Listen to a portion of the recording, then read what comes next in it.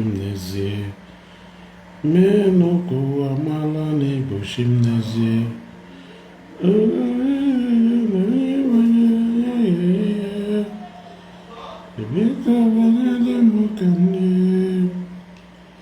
Iye dioba mebia.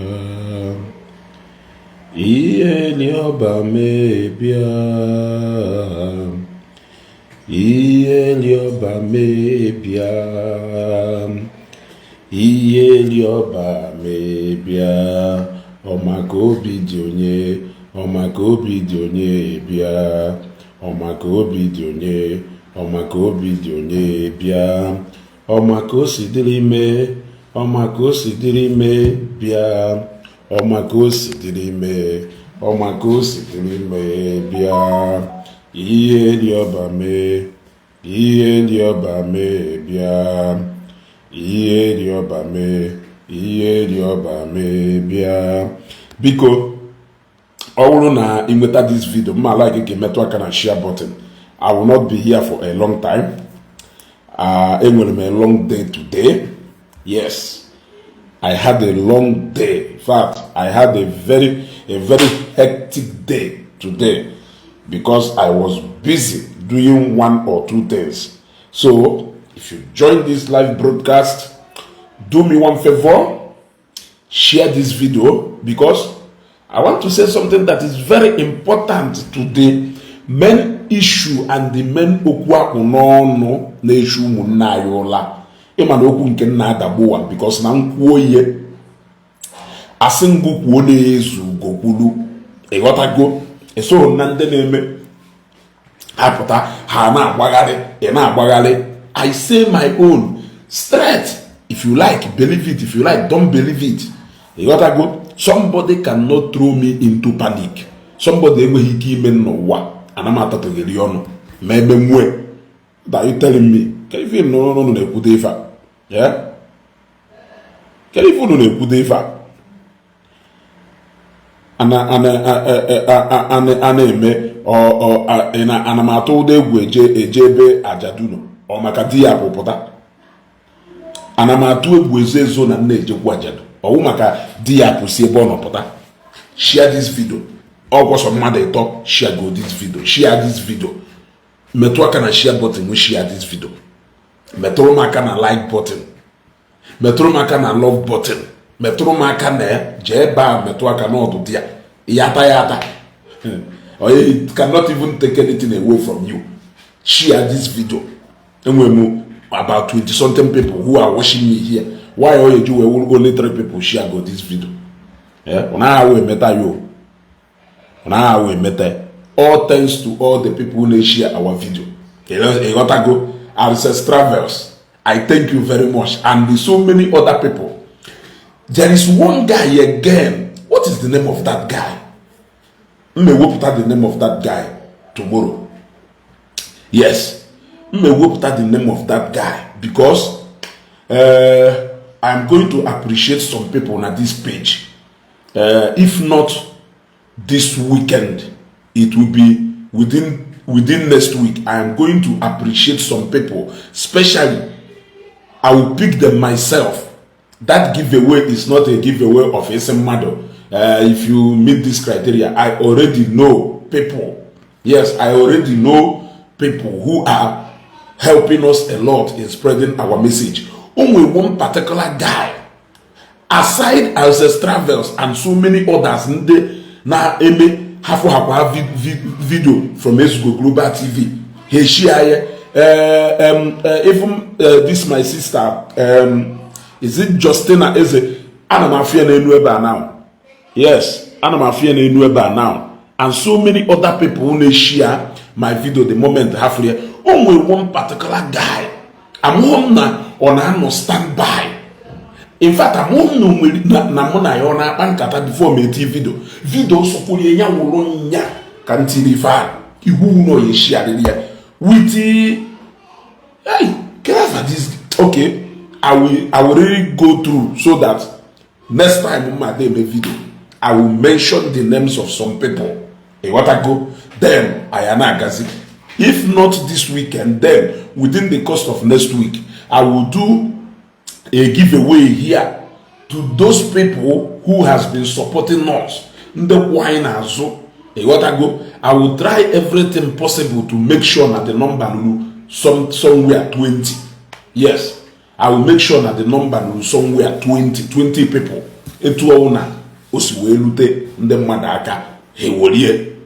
Just to appreciate people who because when I have the importance of these messages I spread.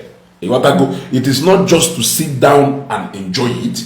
Make sure that it gets to other people. That is it. It is not enough to just sit down and watch it. It has more to do with sharing it so that other people will see it and also learn from it. Now, now this live broadcast this night, this issue of olive oil, this anointing water, that water, sticker and whatever.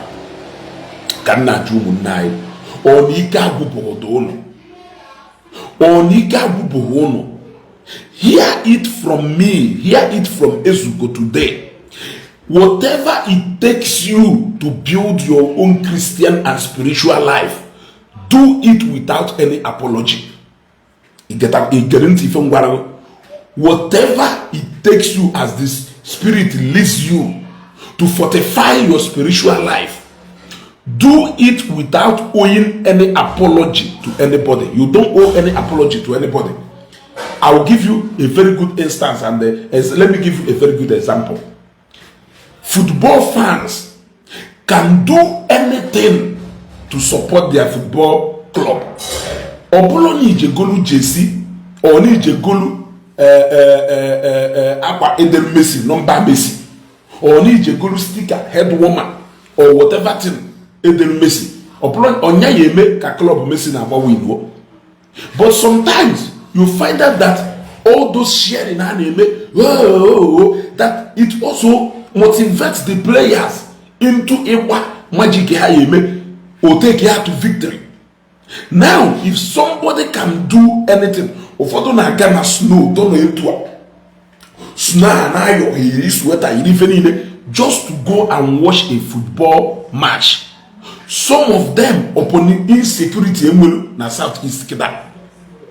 Ofodo ipu moto po chapo wolu speed na agba n'ime abani ke bata because na abani ebiana ifu ebe hapo in 33 44 55 ebe ha je ebe ha na-elu ball wolu oba wolu ha na ebe ha na without minding the insecurity enwe na southeast, just for the love of football.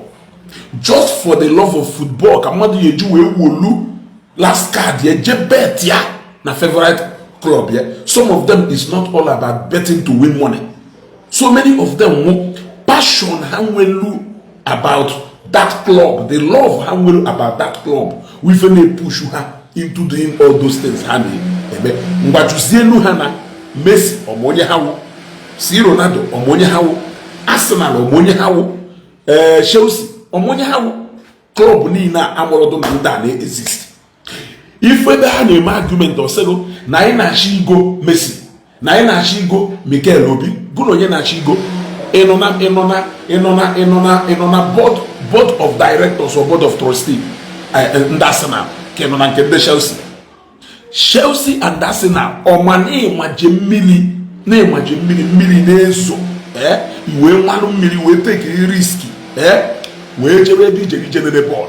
The worst is that they cannot enjoy watching that football match from the comfort of their home. They will always prefer to take that risky poor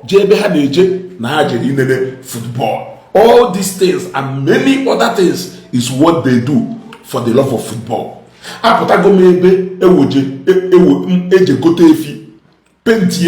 Color Chelsea or color Arsenal. For they will their own personal money.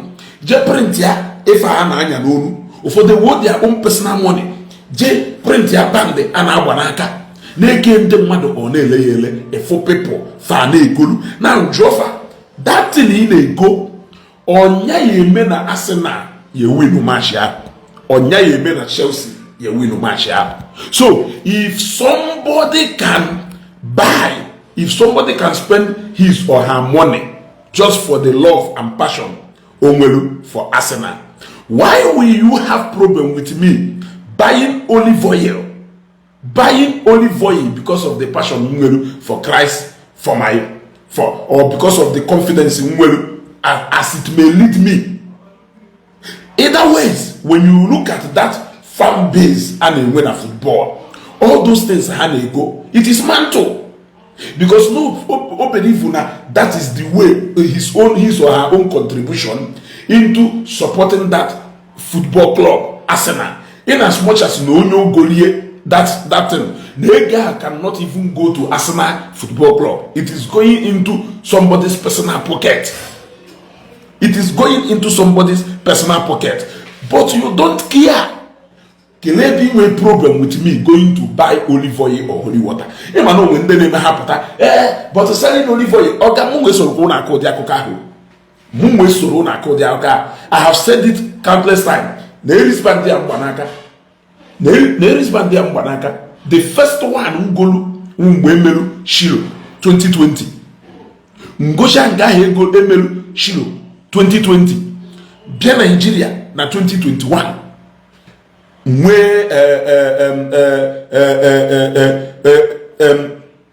Nokata a frozen ya. Nokata like this, a frozen the thing. Can look at these things wafu. And within that period, can make surgery. Mbembia Nigeria. After major surgery, the moment you see her on a bed, I'll be near. I have Akugolomun, the story of how I got up from that bed. Let me even say it again. Yes, the pain was too much. It was unbearable before and after that surgery. The pain was so unbearable. Now, all the pain I want to make. My sister nke tolum nearly na mo na aka no na hospital because na nne timpu na emefa onya nwa wonye ya da abalo mba ma a lot of things ma da abosese no no e got to go now until that day no katalo that day I cried n'elu bed. I did not even lock the door do na anom na room to n'elu. Yes, I lock home door na abanya maka iwe na ewe ike agwugom. I cried that night and we see God we see. Now this thing is enough.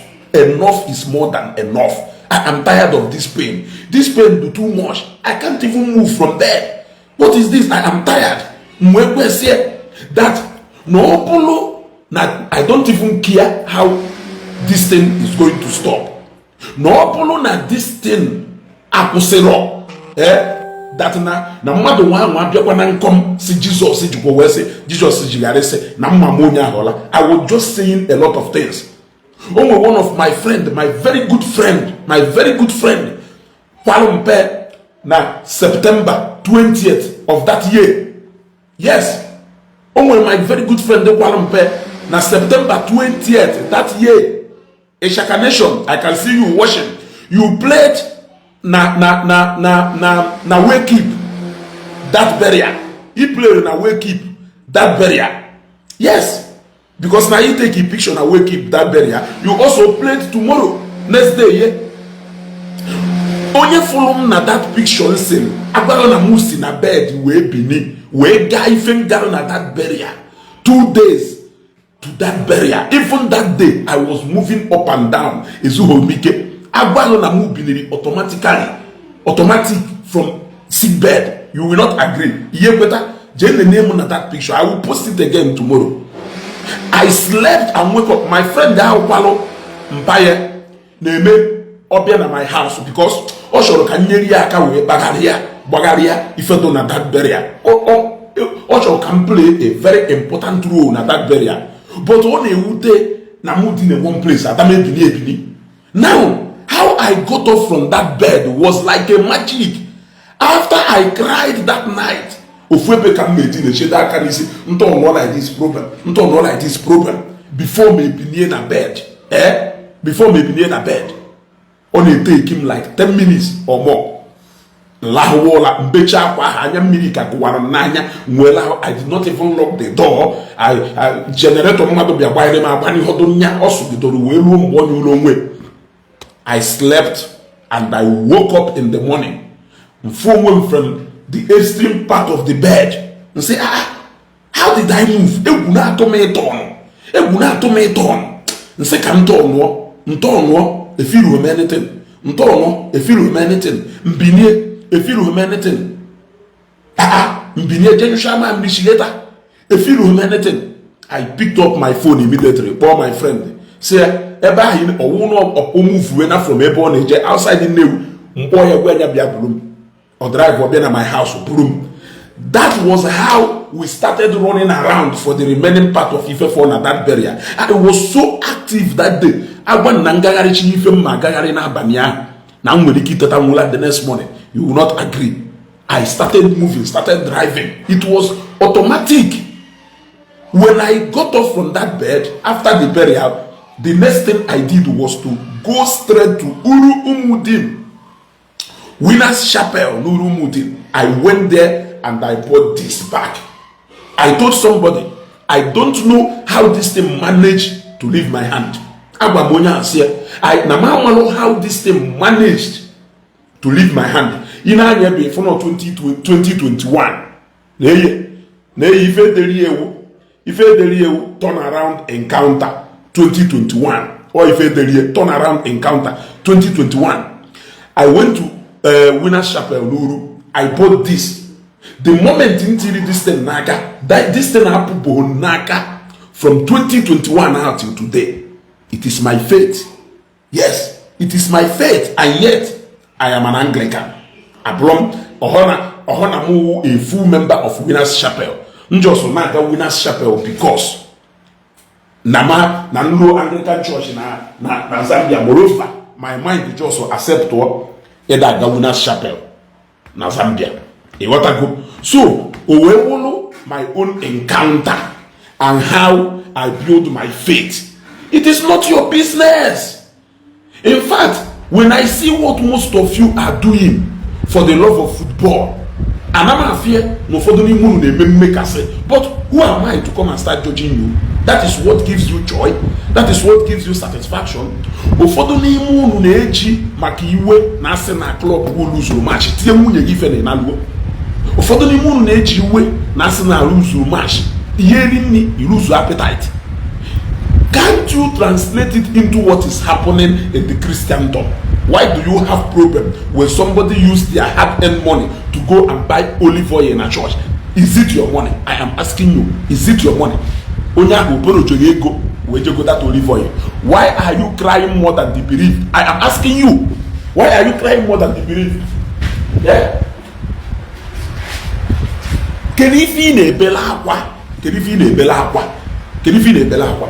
If I feel like now I am attached to this, my faith, that now I feel that this is a mantle, in which I can build my security with God. How is it your business? Let my faith guide me. Yes, let my faith guide him into this way believe. It is not your business. I don't know how else I am going to tell you people to stop crying more than the bereaved. The money people will use will go such things. It's not even your own. Some of you may make worst in so many things you will passion for. There are so many things you will passion for, which nobody can even talk you out of it. Why do you have problem with this one? Is it because the name of God or Jesus is being mentioned? Onya wife na eje so. Iji de go olive oil ewe je go olive oil. Go there na church dey beg. Yes. Oda ko na moto m e ya frere ye. Owo no na Zambia kita. E ya for olive oil na moto m. E ya for olive oil na shop m. E ya for na my office. E ya for na counter. Ebo mo olum na no. E ya frere ye na my house. Yes. E ya frere ye na these places. Depending on how I can use it to pray to my God. I can anoint my shop. I can anoint myself. I can anoint my car. It is not your business. Hello? It is not your business. ịtụọ ya n'ala were wee kpọkuo ndị egede na ndị mbụrụ amụrụ m ife ị na-aka nzu kedu ife ị na-ejiri ọjị were ekpe ekpere. Why can't you just drop ọjị, drop nzu, drop edo, hapụ ife niile a meghepụ ọnụ kpọkuo your ancestors? Must you pray to them using kola nut, using nzu, using edo, na your bell mgbịrịgba na-akụ okpokọrọ? Why are you using all those material things to communicate with those ancestors who go and war? You are using it to call their spirit also to come. So you know the importance of using nzu, which is a material thing. You know the importance of using edo, which is a material thing. Some of you na-eje n'ilo kpolo aja, ụfọdụ ịkpọpe mmanya bifee ṅụọ ya, ịgbapụ ụfọdụ n'ilo ka ndị mmụọ nwanụ amụrụ ndị mmụọ na-akpọ ka ha bịa ṅụrụ nke ha bifee ṅụba nke ichi iri nri ikurie ghapụ n'ilo ka ndị mama ahụ bịa rie ihe ha dịcha ya ka i wee ribe nke gị. Mana mmezie my own awolowo your program ịghọ ambassador of olive oil and the minister of holy water. Can you people leave us in peace? Leave us in peace. Do whatever thing you think you can do to build your spiritual life and security. You owe nobody any explanation. People may make worst just for something and with passion and believe in. So why will you have a problem if I do my own? Jeremiah the Lencha. If I like, I will go and buy Jeremiah soap. It's not your business. It is not your business. Yes, Jeremiah the Lencha. So Bonande Yabia Kabia condemn one Jeremiah. Jeremiah is mwe go cho a jengonum cha Jeremiah. Ulie wow. Or also Jeremiah the spiritual things. Dr. Ramas Asoso, Ebunya here, Iri Igbo niile. Yes, Ezbuta Akajiofo na nri n'Enugu. Bianama Oje Ube, I know his palace. I've entered his palace. I've gone so many places in the palace here. I can describe his palace for you. Iri Igbo niile. Ebe ahụ kudu jikọtara Igbo niile ọnụ and central Igbo Tower all na be God. I've been there. On the spiritual materials. Is it a new thing? So, of can you sense who make in Opera Jeremiah the spiritual things for people to come and buy? Is it your business? Is it forcing you to come and buy? Is it forcing you to come and buy? Yes. Open kitty into something. If you believe it can work for you. Yes, there is power no one. Open Matthias nwere ike isi no ya buje park ọnụ wolofo sude. Ọ bụrụ na Matthias nwere ike ikwu no ya ekwubi okwu n'isi je park wolo osisi ofo wo a material thing kude isi. What makes you think that na nkwubi okwu no olive oil that it cannot work for me? Ọ bụrụ na ị nwere ike iji nzu na edo ka ya na wee kwubi okwu which they are material things with okwu ọnụ. What makes you think that if I use olive oil and pronounce whatever thing I want in it, that it cannot work for me? Since Mona you believe go to one, so you can practically command those words into anything. It can work for you.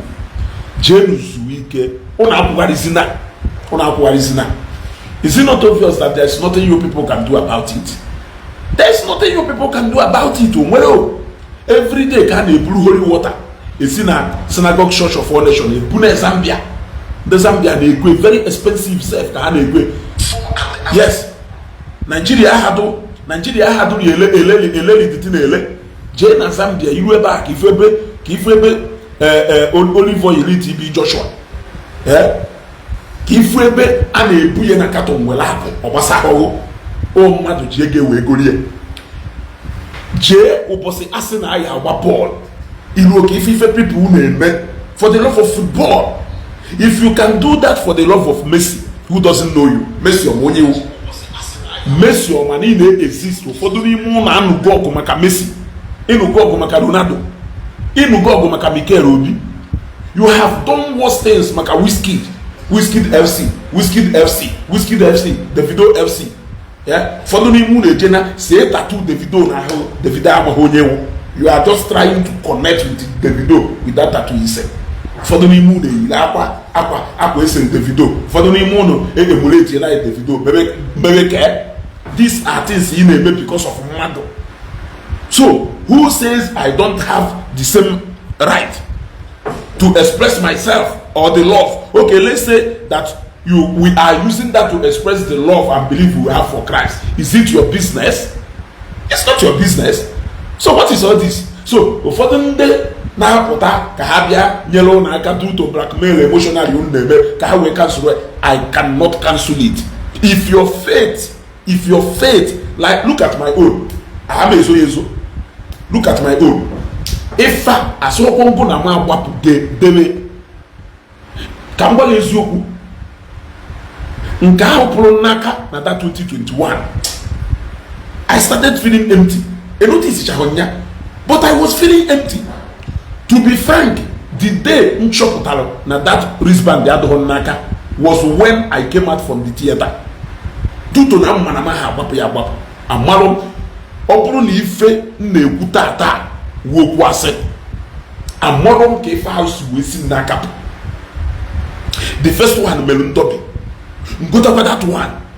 It seems like I don't know, but maybe I was just playing with my mind. Amaronka that thing we see na kapo. We go today. If I have run anywhere, afronya na moto, afronya na my place, afronya anywhere. Yeah, that man na mu je we pattern na Nigeria. Bari na kanapo black one. You see? So now I felt empty, but the day I actually looked for it was when I came out from the theater, because you will not feel yourself again. So after nokido, okay, control over some part of my body. So I called my friend and the other person. Habatani me theater benno. One team na wheelchair. Bolom popota na room benno. Bulum tea na bed. Okay, no katareba can no kata wugari can join my sister say kerebe my wristband do or say which wristband say no wristband na bana can am boy nata or say no mo wristband buffalo we go today amolo maybe wristband dey out. I felt empty immediately.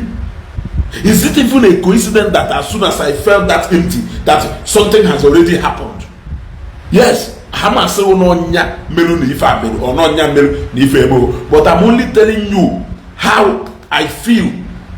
And since that 2021 till today, Asrokongo na ma ge debe na wete ude or na meje ki me something debe.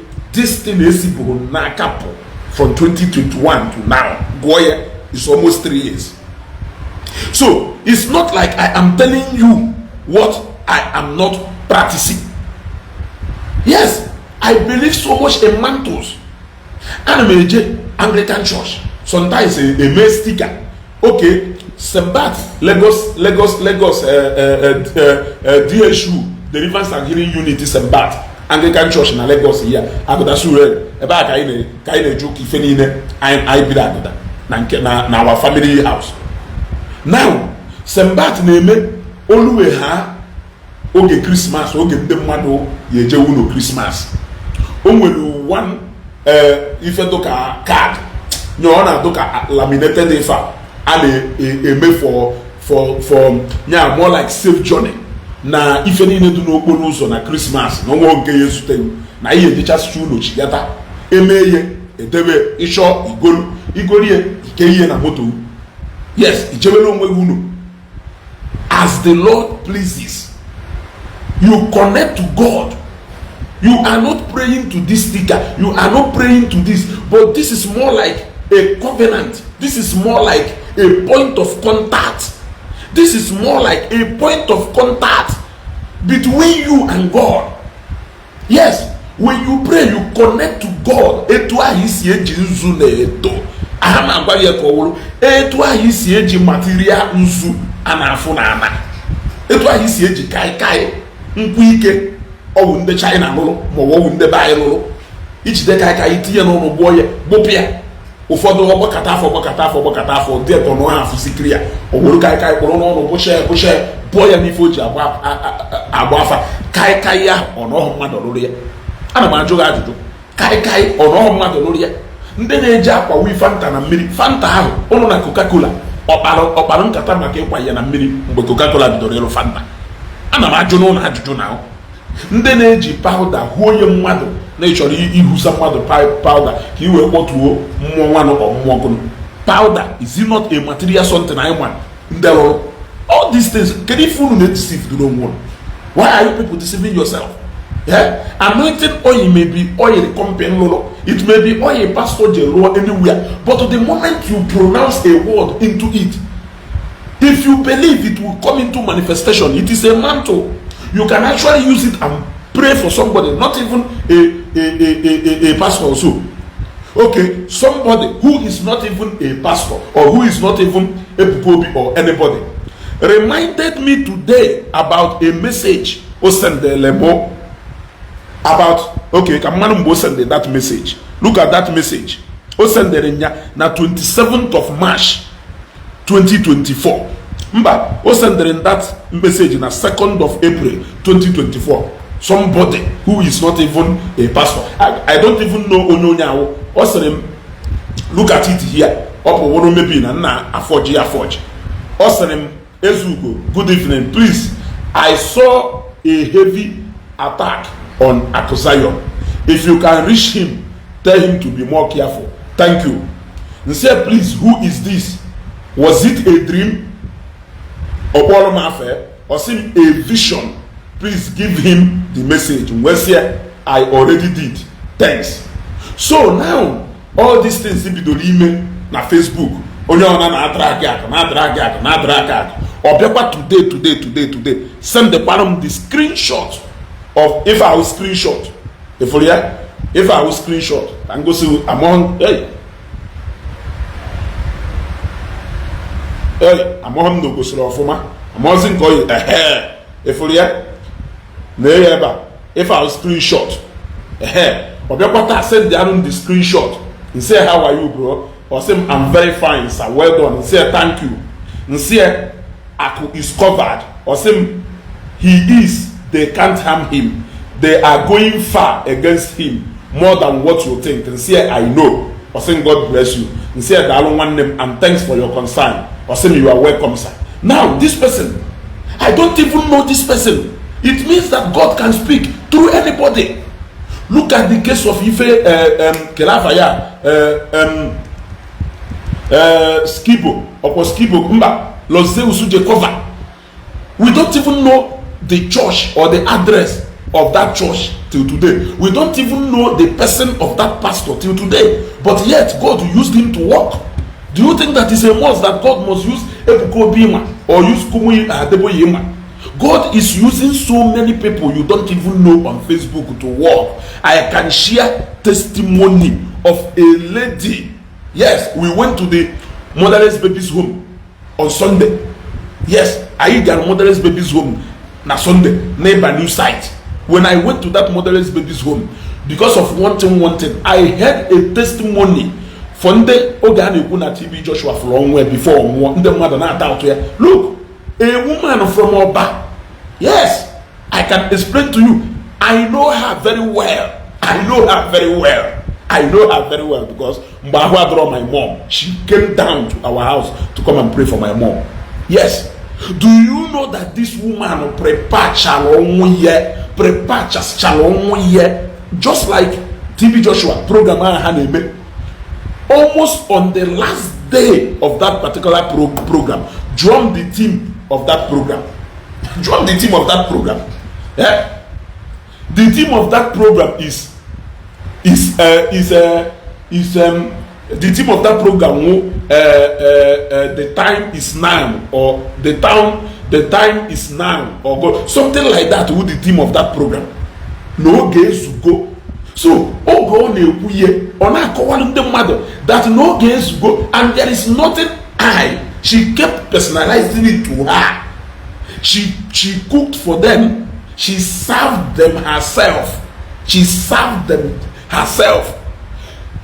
When the prayer was going on last time, or by into trance, now shout, I can taste name. Then she this program. In fact, she wanted to meet with every single person. She started calling members one after the other. Please, make sure you come to this program. Please make sure you are here on this day. She wanted to make peace.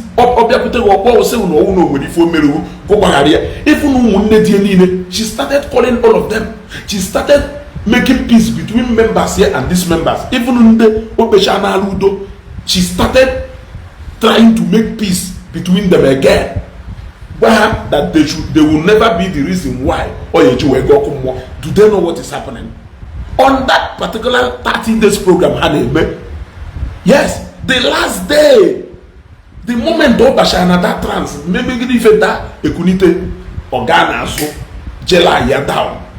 Oge program na emeshi hachekwa na na kpona basie n'ime be makabe da ebe a odrowo di ya drowo ha nwere ego. They have money, so echekwa na in fact ha akpatacha ha na ego DSF wu eshifu ka owo ebe di elulu ministry ya na agba akita wu ebe a ka di Iri Ji na akpọkọ ndị mmadụ a na-eme ife omenala. Yes, ọ na-eme the woman nọ n'ọrụ na-ekpele mgbe ahụ die na-abịa ebe ahụ a na-ekpele dorie disgrace ya n'ihu ndị mmadụ. When the man was arrested, ọhụ mmadụ gwara ya ebe ahụ ọ na Iri Ji ọ na akpọkọ ndị be ha eme ife omenala chief ya ebe ahụ ka o ji personal money ya wee lụọ that ministry mbụ the man. Ịghọtago? Now ha bazie n'ime be ha frozi moto that night ka nwaanyị ahụ nwụrụ enwe ife na adị ya.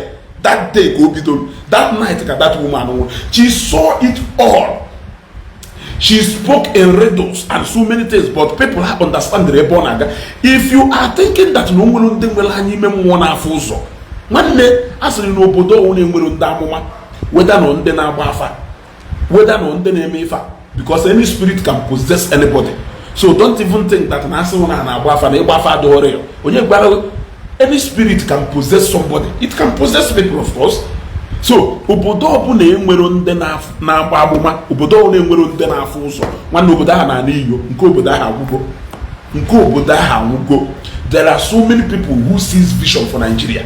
They are praying for Nigeria, and that may be the reason why Nigeria Jibo. I don't want to go back to a lot of things in Google about Nigeria and the condition of Nigeria and how Nigeria has been surviving under the grace of God. Let me stick to what even they discussed this night. So, if you think that all these things are a joke, one day connect your faith. All you need is to connect your faith. Onye gwalo na mantle ada alụọlụ onye ahụ nọ na-atụ ụga. Ha ma gwara ya ka o wewụrụ onye gwalo na mantle ada alụọlụ onye ahụ nọ na-atụ ụga. That is why dibia bọchalụ ọgwụ tinye na something. Mgbe ọ bọchalụ ọgwụ ya kwubie n'ọlụ gwa na ala. Na ọ bụrụ all these material things, physical things ka ihe use as mantle. Erife kpatara na even touch and follow and even in a na-eme mgba anyị tinye na ring or tinye na something. Do you think that all those things ada alụ ọlụ? Ishe na ọgwụ ada alụ ọlụ. Onye ọnwụ na gbalụ na ọgwụ ada alụ ọlụ gbakwa onye ahụ nọ na-atụ ụga. Obudile, and they know that no obudile. They are just careful, trying to make you to live a reckless lifestyle. Do you think they don't know about all these things? Man, to do real, it has done more wonders than you can ever imagine. It has done more wonders than you can ever imagine. Yes, there are so many testimonies. Even the ones say go around on Facebook. Their people are having testimonies every day as a result of mantle. Nobody forced me to buy olive oil. Yes, nobody forced me to buy olive oil. As a matter of fact, even na day maybe anointing service na winners. Okay, bless mantle. You can go to ShopRite. Olive oil you can like go na ShopRite. Nka a foreign one. Called njego ye bia akosie ye. But ụfọdụ ọ bụrụ na m si na business area m were abịa mbịaluo ngolo na church. Either ways, if I go to ShopRite to buy, I give money to ShopRite people. If I come to church to buy, I give money to the church. So either ways you buy that olive oil, you are giving that money to somebody. Nke church na ele he je tota ya tota. I am asking you, They only made it easier for you so that you can easily access it. No nature history to go and buy elsewhere. Yes, that is it. So if the problem you are having is the money in a tinye, anamajo, Arsenal JC in a go, Arsenal refa na anya n'onu in a go, ndị Arsenal amahonyewu, coach Arsenal amahonyewu, onyewu Arsenal amahonyewu, Messi na Ronaldo iji anụ ọgụ amahonyewu, Wizkid iji anụ ọgụ amahonyewu, Ransinua iji anụ ọgụ amahonyewu. But yet you keep doing all those things, spending money on their for their sake. So if you do the same for Christ, or the level these guys in Aga just to prove their love for Arsenal or Chelsea. And what the length these guys in Aga or command to say Isi Bobrisky na here as tattoo. Anama Jonah Jojo. Or command to say Isi Bobrisky na here as tattoo. Just to prove what? Just to prove the love for Bobrisky, whether you like Bobrisky or not. Yes, you cannot change how he or she sees Bobrisky. That is exactly what we are talking here. Keep your own money safe in your pocket. No, but you will still spend it somewhere. Yes, that money, sticker, which is even the cheapest money we can spend on irrelevant things. Yes, it is the cheapest amount of money you can spend on irrelevant things same way he see. Yes, Ngumane just spend that same money in every way he see. You know, just spend there no nachawo. You know, just spend there so many places. You know, just spend there now so many things that are capable of a guy here to a good Igbo say. A guy here to a good Kolosu. No, a guy here to a good SK and do to it. He will hear good only for you. Akaya watching. Yeah, mani yeje wori golu nke doka people of a damage opolo won ya dey chiche. You still spend it somewhere and where you see. Yes, you still spend it somewhere where you see. Pata you wori send there one girl na aba ko si aba bia boja bia for orie the money. Orie the money efu pata. So even if this thing here cannot this thing enwe home ke ndasi na blues. Arsenal or Chelsea will lose. Everyone can the Chelsea. Everyone can Arsenal. I am asking you people. Everyone can the Liverpool. Everyone. What are you telling me? So my baho turn around 2021. Eyafonye one can Arsenal. Eyafonye one can the Liverpool. Eyafonye one can the Chelsea. In other ways, we are all using it to express our dedication to something. And the same way you feel now, you are supporting Arsenal with it, even when Arsenal doesn't know you. That is the way you use it to connect to my God as a mantle, and there is nothing you can do about it. Is it not obvious? Is it not obvious? Go and look for work.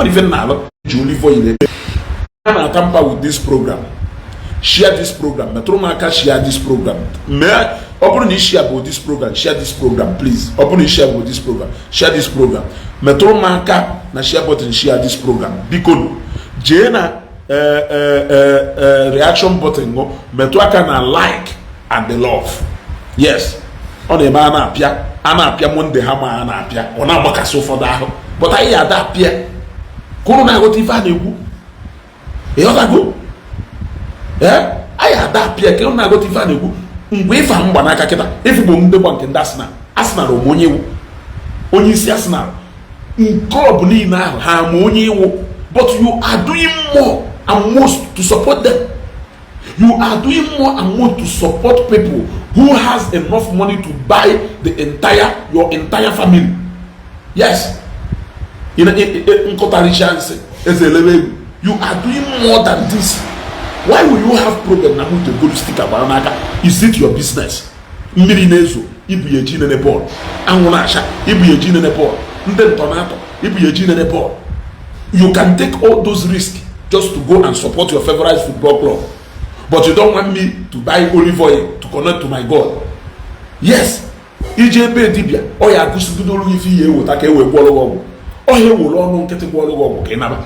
Kedu ife o ji feel now na ihe wota something utikosia ya ọnụ wee connect ya to whatever thing ọ chọrọ connect wee lụọ ọrụ. Can you fish it? Yeah? Can you fish it? Yeah? Why here you why here egu is an animal just like human being. It's just that no and all the women don't come mad. So can you find you wese uche ekute egu? Ana na ajuko ga ajuju. Na ajugo na asa maka iwu apu we na abania. Yeah? For the nimuru ye jegoro jesi.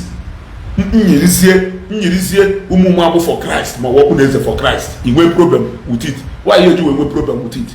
Eh? Yes, I am a fan of Christ. I am fan of Chineke Binenigwe.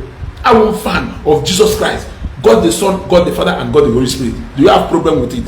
The same way is you a fan of Asana. You can do anything for Asana. I can do anything for my God. On the way you way. I can do anything for my God. Igbo CNN, you are welcome. I can do anything for my God. I'm not using your money to buy it anyway. Either way, I'm not using your money. Yes, if things the people who name for passion and love they have and dedication and will for something. In our bango, oh, Zimadu Ujeru, Jepwe Madibe. Oh, Zimadu Mutalego, Jepule, Wejepwe Madu. Wejepwe Madu, go wake in a for more name. There no just so see the Naka pastor, in no problem with it. Envelope, just what I can pay my tithe to anybody. Tithing, I can pay it to anybody. If I like, I will go and give it to people. If I like, I will give it to my pastor. I can sow it into the life of my pastor. It's not your business. Ncho, a woman my car, sow seed in Naka pastor. It's not your business. It is not your motto. Or the aging came mad and sow seed. They are there. Yes. What the aging mad and sow seed? Yes. What the aging came mad will sow seed when they are there. Because it is different mad will let more. But all your own, you can do as the spirit. Mother follow more. Sometimes your spirit here that well, do this, do this, do this. That is the spirit of God speaking to you, or spirit of whatever thing you believe for him.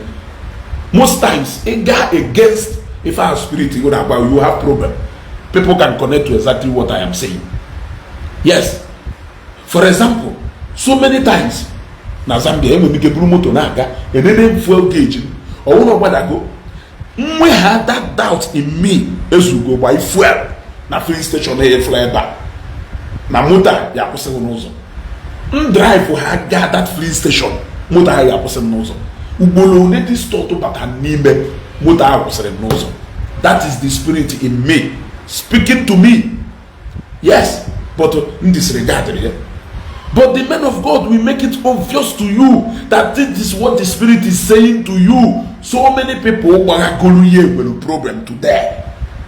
So many people they believe in a prophecy or words of their man of God. They are not just believing it for believing's sake. They have seen, they have experienced, and they have confirmed that that is why you see them adhering to that instruction. Do you have a problem with that? What is your business with that exactly? Your business. Na-eje na chalet jena emempu were ego nkeru jena anwụnkwụ were ego nkeru jena agba bet were ego nkeru jena ego jesi were ego nkeru jena eme bet were ego nkeru jena eme all manner of things he decided iji ego ga-eme mama decide you were my own jegoro a mantle. Can you fail with the business you will with it anyway? What business do you have with it? I am asking you. I can kata today. Can you understand the idea? I am giving you this advice. Do not allow anybody to break that particular spiritual security over your life. Yes, I am attached to this. So I only go to Winners Zambia because that is where I want to be worshiping. But I am an Anglican. But somehow, I don't know why I am somehow attached to this. I don't know why I am somehow attached to this. Yes.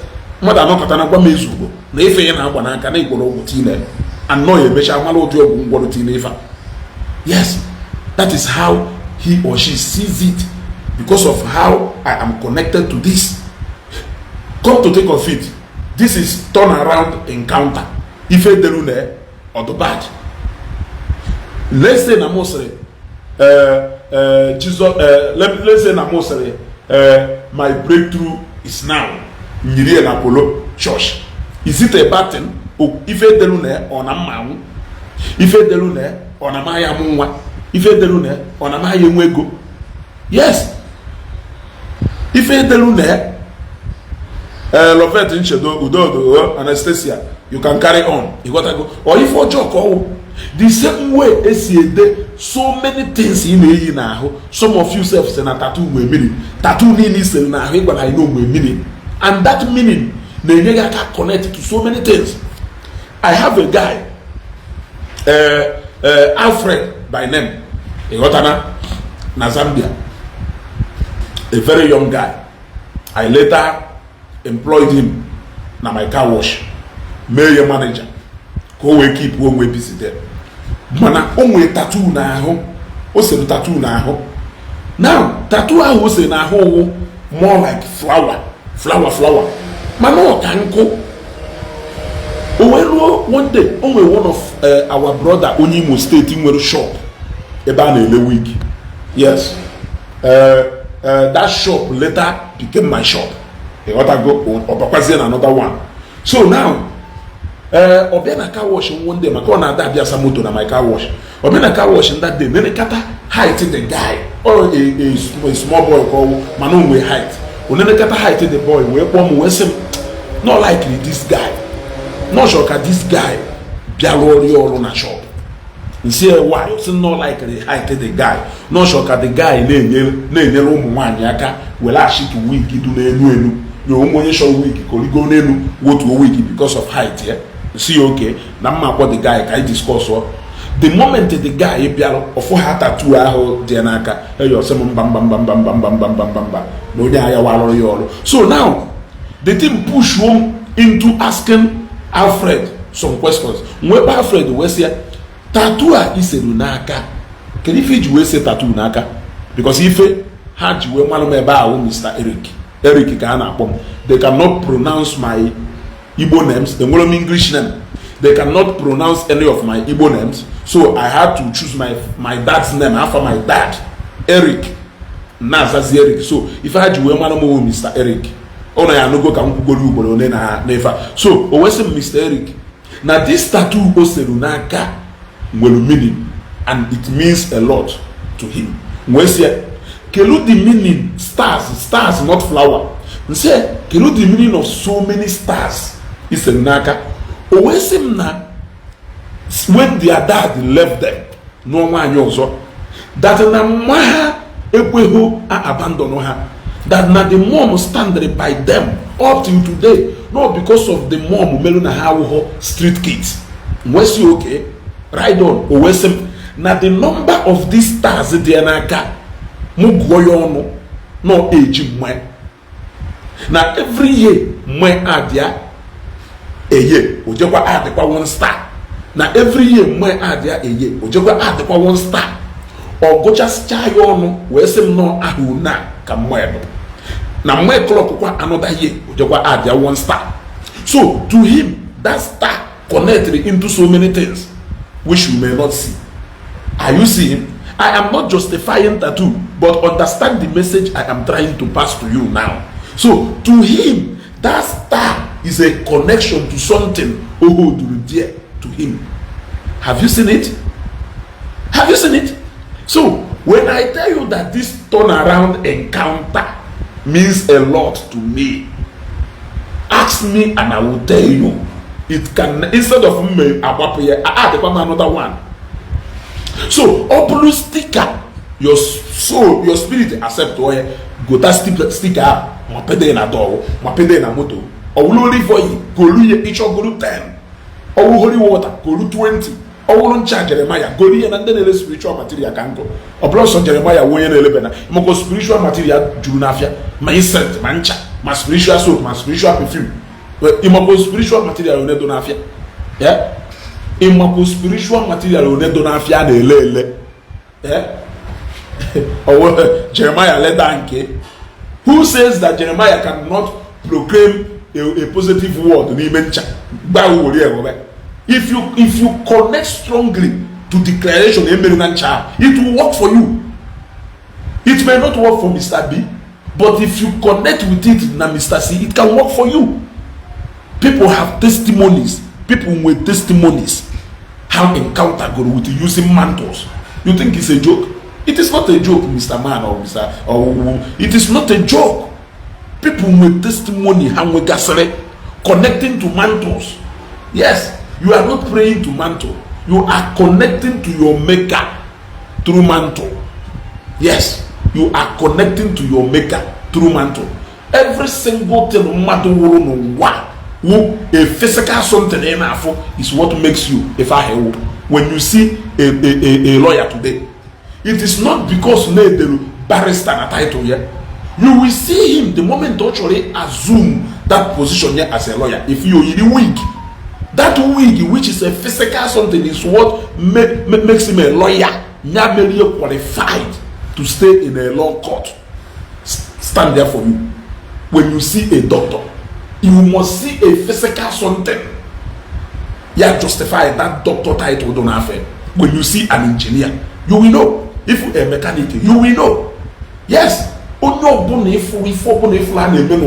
you're a police, you must see a physical identity. Because you know a police officer. Why can't they just wear a normal clothes like you? If you say no police call, why don't you wear a physical material?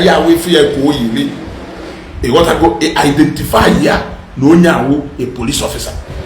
Even among that police rank, you will also see different uniforms and different badges that will tell you that this is who this person is. So why can't I identify myself with anything I want? I can identify myself so that it will be my identity. And when you see me, you will respect me for that. Even demons, when they see that, they will respect you for that. Because you have solely identified the family you belong to. I can preach. If I enter into the ministry now, I can preach. All these things, they have meanings. They have meanings. What are you telling me? How do you identify a road safety officer? Can you identify here from VIO? Can you identify here? No army, no police, no custom. All these things were physical identity here to identify here. So who says that mantles don't have identity, that they cannot represent you or that they cannot cover you? Yes. Do you know how many demons on a scale away? When they see you, they will know that you are connected to an altar. Yes. When they see you, because now somebody with that anointing, they make a good declaration into that thing. When they see you, they will know the altar that you are connected to. It is not a joke. It is not a joke. They don't even need to ask you, your spirit, who are you? There is a bigger altar speaking on your head. The moment they see you, they will identify that altar that is guiding you. Do not allow them to trick you. Do not allow them to trick you. Yes. Identity of Okite, you go see with Tibia warrior who says, or the same pattern. Kahancha Jawon, Fodo Neji Nkota, Fodo Neji Yes, Fodo Neji Udo, Fodo Neji Okoko. All those altars is speaking on your head. Yes. All those altars is speaking on your head. So do not allow them to use your brain. Imagine that mantle. Imagine your spirit accept. Yes, I want to identify to this altar. Go and buy that mantle. Use it to the fullest. Do not allow anybody. Yes. Seraphic water. Of course. Ebuka Obi gosiri mmiri ya.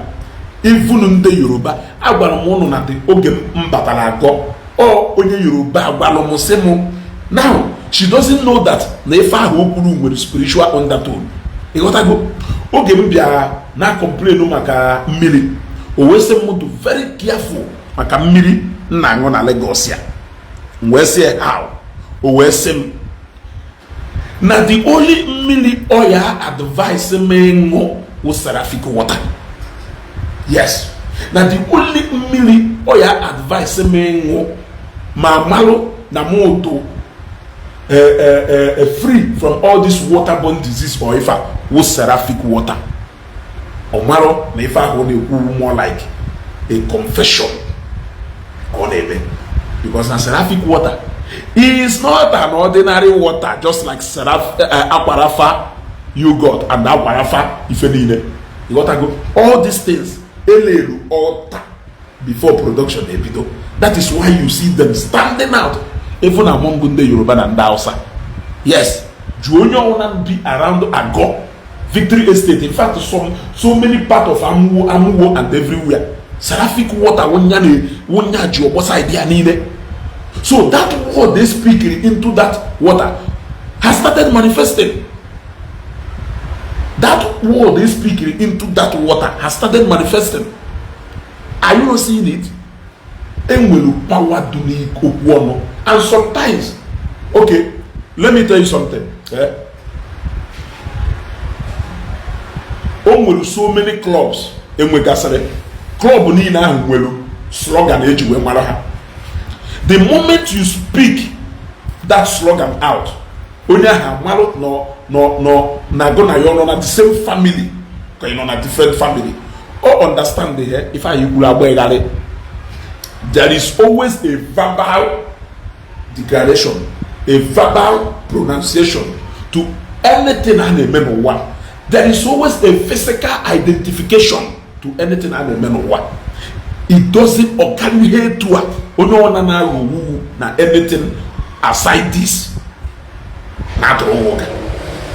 Yes, na anything aside this. Not all. Why is it that na na nukute pains? Ndị mmadụ a na-asị sorry. Ka ife kpata na that sorry. Obiebela ha na-emelugu. Sometimes odo ko ya bịa make the pain on a lesson. Yet they are only saying sorry, which doesn't have any physical contact with onya na-emegu pain na. But you will be having a sign of relief that people are more like sympathizing with you through their words. But onye na arịa enweghị onye na-enekwe na nọ na constant agony from ife na-eme and na ọnwụ ndị ebele. Ụfọdụ n'ime ha ọwụla ọrịa ya survive, ọrịa ya egbuye ngwa yet sorry ha na-agbaghị okwu ọnụ nkịtị. Yes, sorry ha na-agbaghị okwu ọnụ nkịtị. It is capable of giving you strength to hold on and to push through. Yeah? It is capable. Chineke wifo ji wee kesha mmadụ ka mmadụ na-ekwu okwu ọchọ ome ya dọka anịma so ha si akpagharị ọkụkọ ha akpagharị na-asụ ụmụ ya. Kedu ife kpatara o ji wee kechasịcha mmadụ ka mmadụ na mmadụ ga na-ekwu okwu? Sometimes the moment you speak, mmadụ asịghị na iwe onye Nnewi. He cannot look at you say na iwe onye Nnewi, but the moment you speak, you have identified yourself even without speaking. Yes. So, spiritual, physical contact, and the verbal pronunciation, they all have a lot. In fact, they form the very essence of our existence. Let there be light. Do you know that my cousin brother, who is not a pastor, who is not an evangelist, jepele we me something ngbaye iye che na ase onye couple onye couple go, my cousin brother or a pastor or anybody, but he was able to pray everything into the before pastor na appear onye na ebele bele go. Okay, you are a joker if you think that the God run the ebele. Yes, agbali ife that altar na-ekwu okwu n'isi gị na-egbochiri gị egosi gị ya emeghe anyị ime mmụọ ama m onye ya wụlọ ha nlọ kọwalụghị nlọ ahụ ịchọ wụrụ nlọ ya ahụ gbuo egwu nlọ ahụ ya bịa na mmezu. Yes, ama m onye ya wụlọ ha nlọ kọwalụghị bụ ha gwa na n'ụlọ nlọ dị etu a nwanne gbagalịba mara ife ọ gwara gị ma eme ihe ọhụụ pastọ ka onye ahụ a prophet or a prophetess. in order and I that now everything about this life is physical. One day, if you decide to just live in your physical, a mama don't send the projection and dog or that alone. Or name one or Buni now, Opono, KJ Sunday, Opolos, Opono, KJ will walk before you, K Cobus will money for you. So, Opolona Yeju one will project your Opolona Yeju one will project your Kelonia Balagona Yeju one will so wide. So, Opolona would only for you pronounce or a word name only for you. Onye Balagona only for you. Do you know what wonders it has done? It has done wonders even in Kemonwa a witness to. Even in Kemonwa a witness to. So on a men then no munaye anako ajambene anako samu even namoha or if only amaho kadene. If you want to live a carnal life, keep living a carnal life. Keep living a carnal life. One day experience will teach you better. But I am not praying for experience to actually teach you better. That is not my prayer for you. That is not my prayer for you. I pray that you will learn from other people's experience. Yes, learn from other people's experience. There is nothing dignifying in learning from your own experience because a story. All other people now busy after you will learn from your own experience. So when they tell you that there is nothing like spiritually or guafana say believe you know they share medicine na field or for the love of football or bar play spend their millions of naira or you like seeing the day na TV or the day na TV or no broad center. They will want to go there personally, to go and sit down there and share their club personally. Oh, believe you now, I get Wemberi, I get Wemberi, GC Nolo, I get Wemberi, I get Wemberi, Olumeri. Oh, believe you now by singing this song. And by sharing those people at the field on Dosha. Now by blowing that trumpet, how they blow and sharing people that know you are translated into victory. Man, don't believe was in our people. Mukno weki yesu we pokata into a whole a pastor. Isina umeki fiki nya umeki fiki yesu we tapasage dua. E bugida busina madopo pana mo. Before you know what to also, you make instant miracle. Instant miracle. You gotta go. You will go instant miracle. I am telling you this for free. I am about here because I keep telling people I may not be your regular kind of Christian enough, but believe me, a belly and all mantle is working. Mantle is working. Open spirit you accept to buy olive oil from your church. Buy olive oil for your own self. Open not only deal into buying holy water. Buy holy water. Pray with it and connect to it. Yes. Every single thing now walk in this life must have a physical touch of it and a spiritual opono. Waja na emoku katokwo say na opu an inspiration. An inspiration from who? Obulu English ke na so is it not written down? Obulu Igbo ke na so or Obulu Igbo emulate for your fathers. So where is that inspiration coming from? If it is not spiritual, where is it coming from? Yes. If it is not spiritual, where is it coming from? Yes. So whoever Barago that na ika do ho no wono opo onu ka ejiwe egwu gboye egboye opo onu ka ejiwe egwu hapu ye ahapu ye.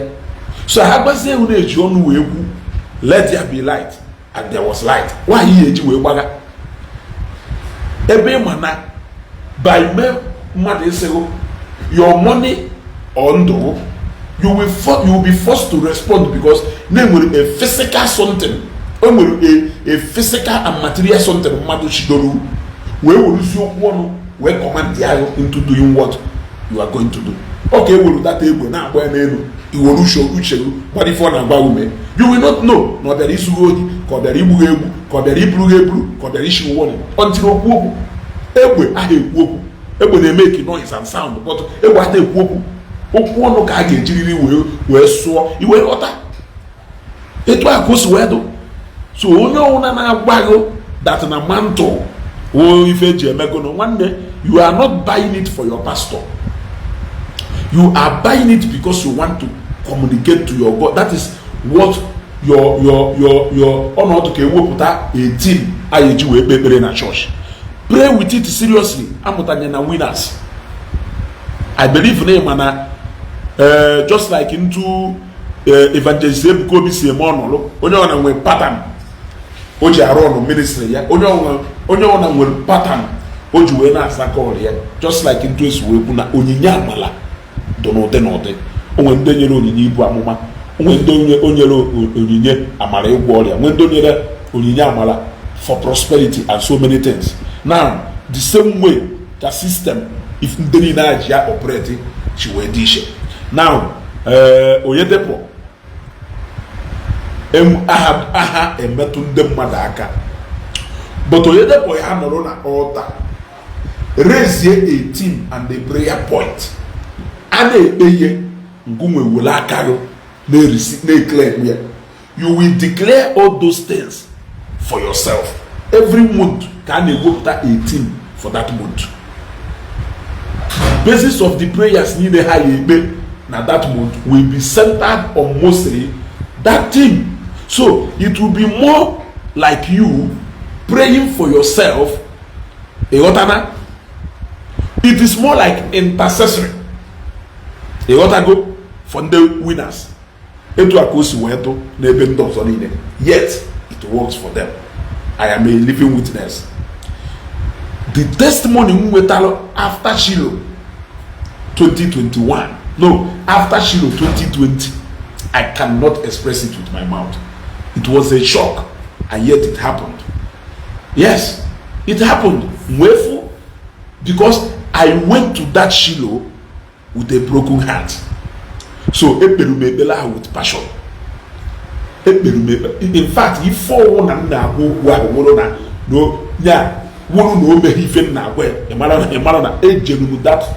Shiloh 2020 with a broken heart and the aged even. Yes, because I can tell you that my testimony na 2021 as a result of Sheila Hangalo. Ishi kweta ho. How do I go here kweta? Ke business ni kweta. Whether ni kweta me kweta ho. Onwe fe kwasala mo ngwe. I'm going to pasar. Whether he better or he better, share of my business, what concerns me. There's a more than a boy. If I want to know if we're what's happening, then a general, then a UFC. So, more than general. You other go. Then a fan of music. Imokona more hip hop music. Imokona not an instrument. Imokona they possess money. Imokona they possess money. You other go. Imokona even high life music or if you need that.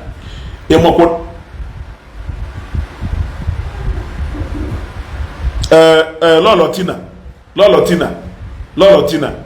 I entertain you go get off na this page. Decide now whether you want to be na this page or whether you want to leave this page. I will leave you to decide that on the next comment here. Already gongo enough. You don't like my page. I'm already feeling on this page. Can you leave this page and go to pages about entertain? No, Lotina. I am telling you this now for the last time.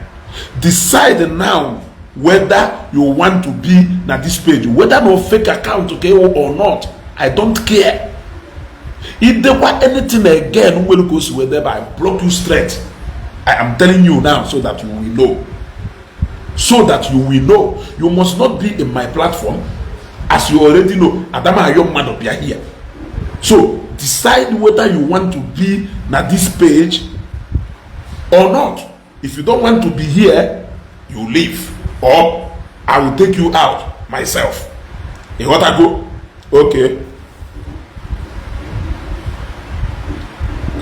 Ka m wepụgoda anụ ọfịa Ikechukwu ọchị, ka m wepụgoda uhie a wepụgoda isecha gay, isecha Igbo before m ewepụ ka m gwakenere gị okwu n'otere ịma na ana m ama ụma ignore na onye ọbụla ịfụrụ m mpụtara ebe a gbawa okwu manụ n'ote na ana m etake notice of every single comment a na-ede here. Ama so many people na constitute nuisance na this page.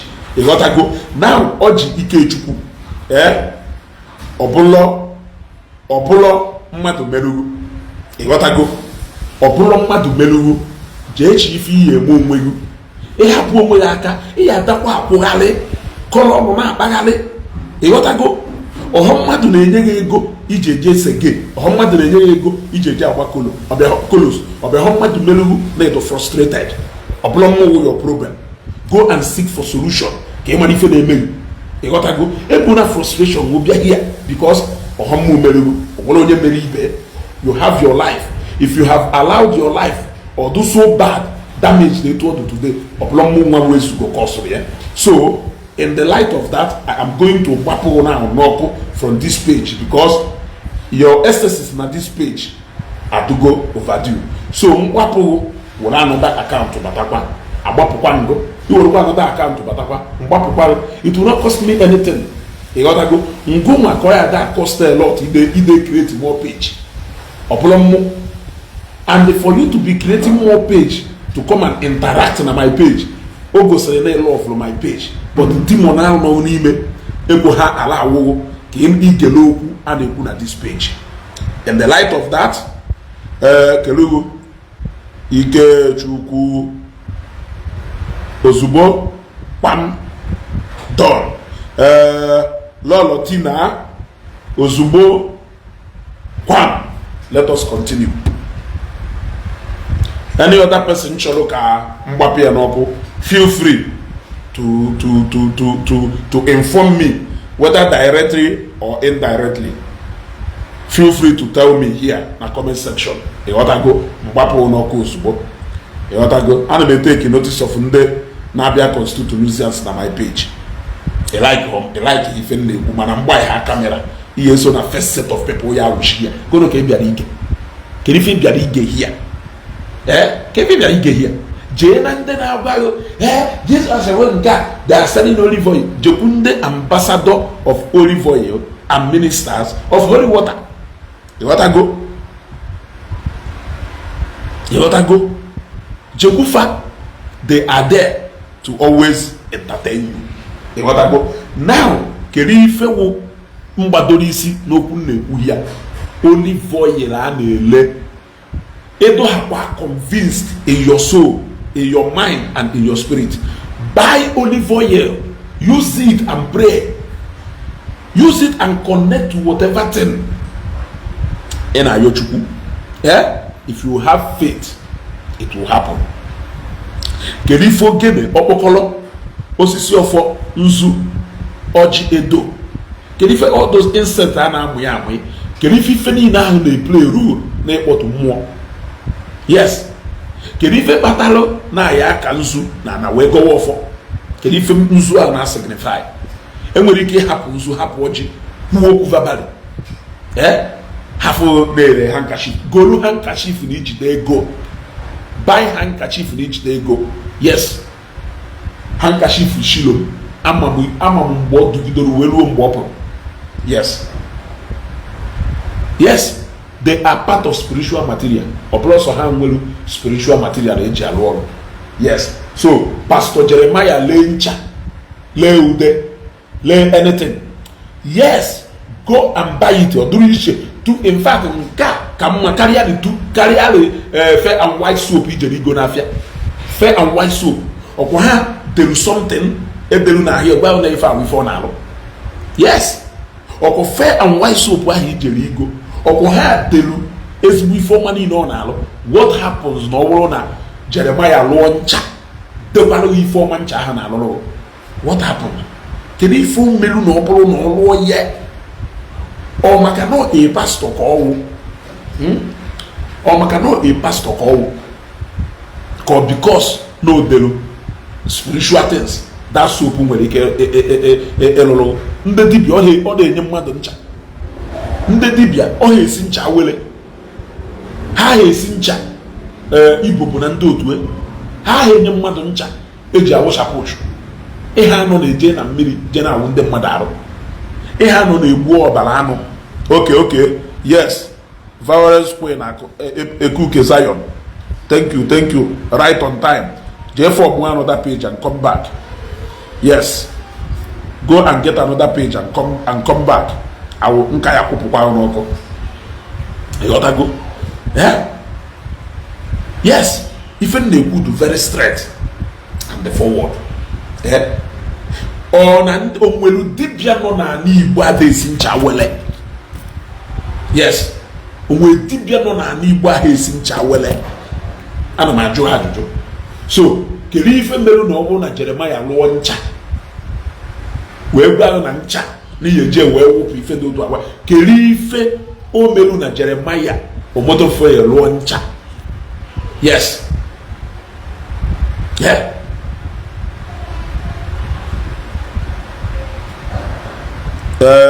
Nwokporo Paul Ekene ancestral verse has she or you are talking like brainwash Zion member. Okay. Nwokporo Paul Ekene away. Yes. Away. You got to go. So keri ife omelugu na oboro na oluo ncha luo mmiri luo whatever thing. We drink aquarafa you got here. Yeah. And the program was into that aquarafa you got. Aquarafa water. Yeah. Kerifa na agbe seraphic water. You got to get that different. And so many other things. You got to go. So kerife melu problem go na Jeremiah decide the elon chalu the raw perfume lost so many things. If you cannot buy it because of the spiritual nature of it, buy it because of the fragrance, buy it because of the physical benefit or you when I hold. News na nyuku. News na nyuku. Tula soap, ever soap, Ema Bishop Okonko na alo. There so many benefits there na ncha. Ine li anya jegolie. Kifeni na hebe na ncha we na ho. So keri ife melu na owo na Jeremiah. Desta pale undenke. Yes. Keri can you tell me kamani ife ne kamada ife u problem on. Acho me ma ife u problem on. Acho me ife u problem on. Yeah? Because na muku na this program I am not taka. Yeah? I will end this program here. Tomorrow, as in Kamama Yeme,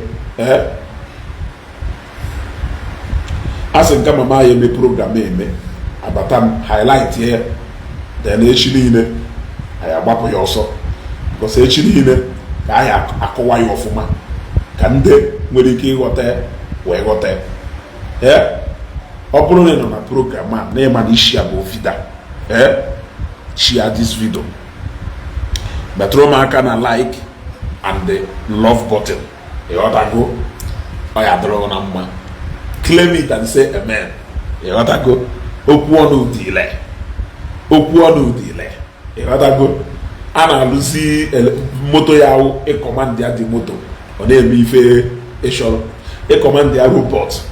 On a fe short. You ought to go. Your parents will all command the in a fe short. So who says that you cannot use that mouth to command and proclaim something and it will happen? When you are not there, I'm not there. I'm a witness to that.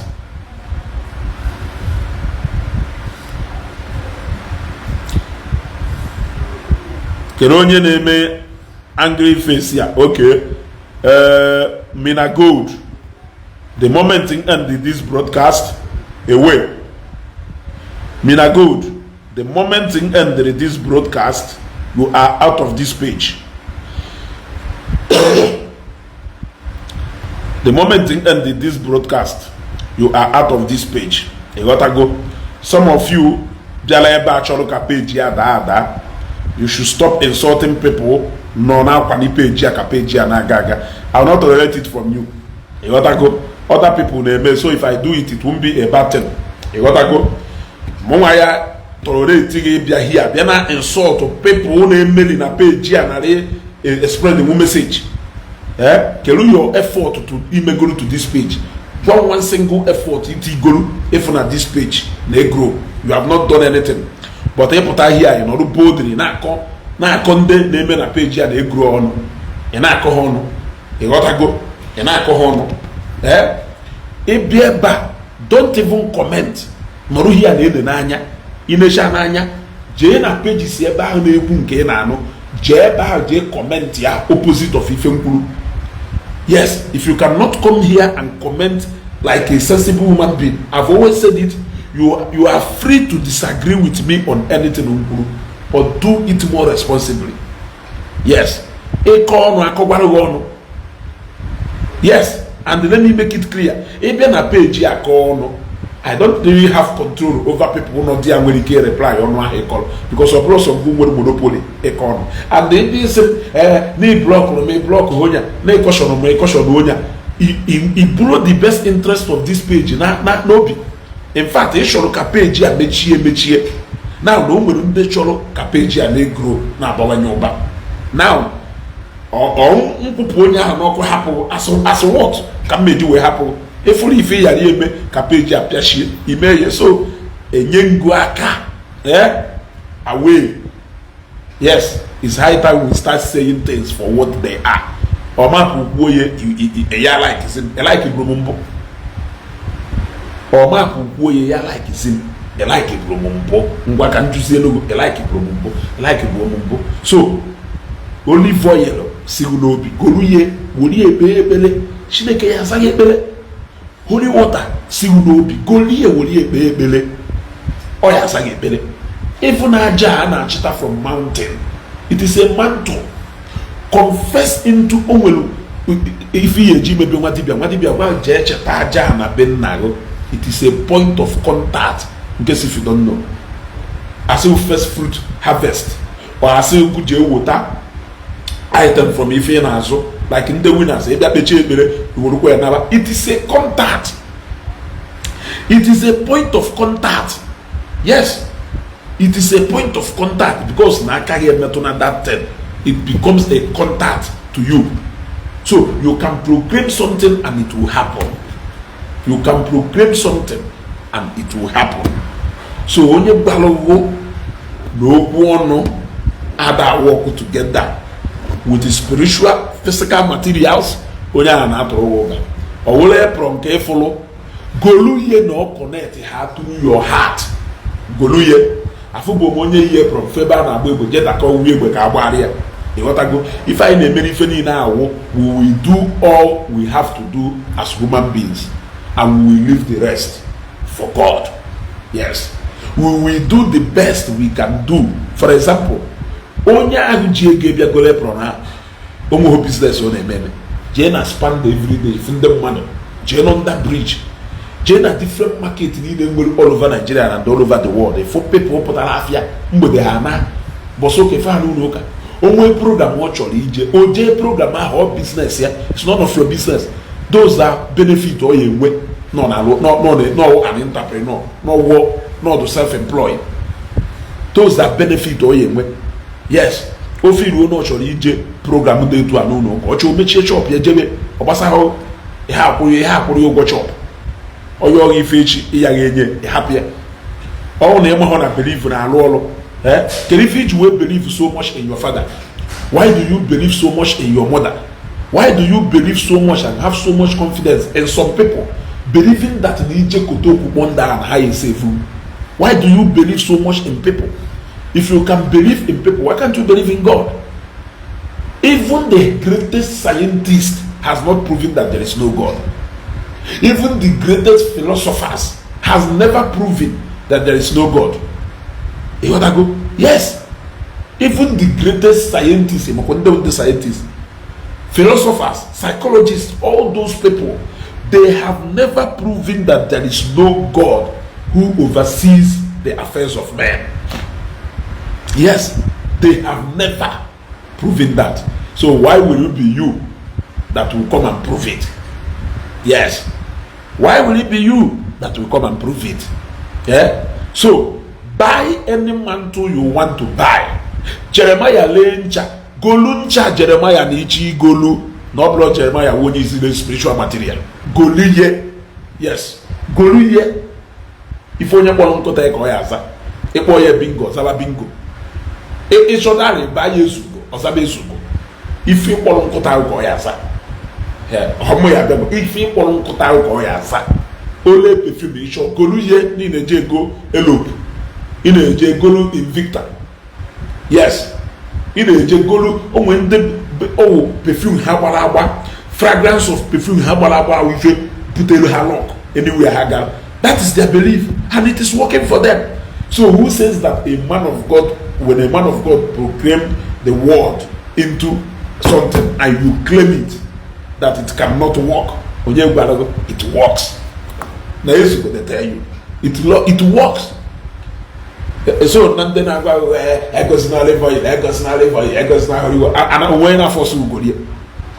is anybody forcing you to buy it? If your faith connects with it, buy sticker. Made if you not connect that if I hate the lady or so honey you accident. If all the accident will not be your portion. Why can't you claim it? It should accident the whole portion. Okay, I will not buy young. Why can't you claim it? Is it a bad prayer? Or say you will buy young? So all those things are then all those physical things. Who a positive something which you will claim. So by claiming it, what if you claim it and keep it permanent with you? Is it a crime? Or say I will never buy young. It is a good prayer. Yes, in a way every day. What if you make it permanent and stick out on a motor? Can you feel the bar? Can you feel the bar? If you yaza. Sometimes you can even declare a word by yourself or by all alone, and it will happen. You challenge God, and God will rise up and show you why He is God. Hallelujah. Hallelujah. Amen. Maybe you tell man. I'm telling you, man, I can't miss it. Man, I maybe you tell you, man, oh, then now while we went to us where the chalk will each year when each all would see up with when each all would see up with when man, equally, which I couldn't tell you, the one on is on go on is a lot of people which I look with.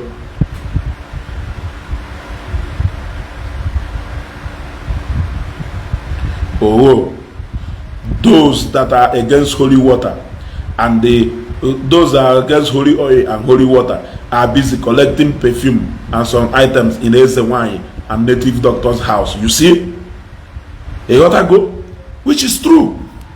You believe on olive oil, but when will something they collect somewhere, believe on that. A lot ago, you believe on olive oil as a weapon of warfare. But when will you put the for the moon je put something on aka nile for the moon eji na rezo but was show nile but was show na ho kai show no ogu na ho man I believe ozi na another way mmadụ si weje gbota ọgwụ ahụ ije gbota na nke nwa dibia. Yes, ana asị ekpere ebe ọgwụ ngwọrọ n'ime Chineke, ekpere ebe ọgwụ ngwọrọ aga m agwọ ya ọzọ ife niile awụ okwu ọnụ ga eji wee proclaim we ma ọgwụ ahụ ebe ahụ na-aka ọgwụ niile na-ekwubi okwu okwu ka a na-ekwubi okwu ka a na-ekwubi.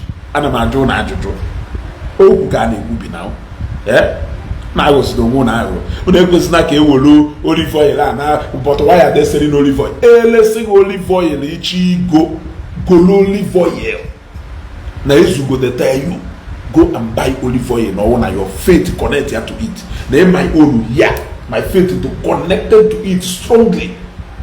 Yes, when he say my turnaround encounter, don't I want to encounter turnaround in my life?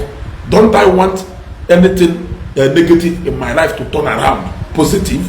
Of course I do.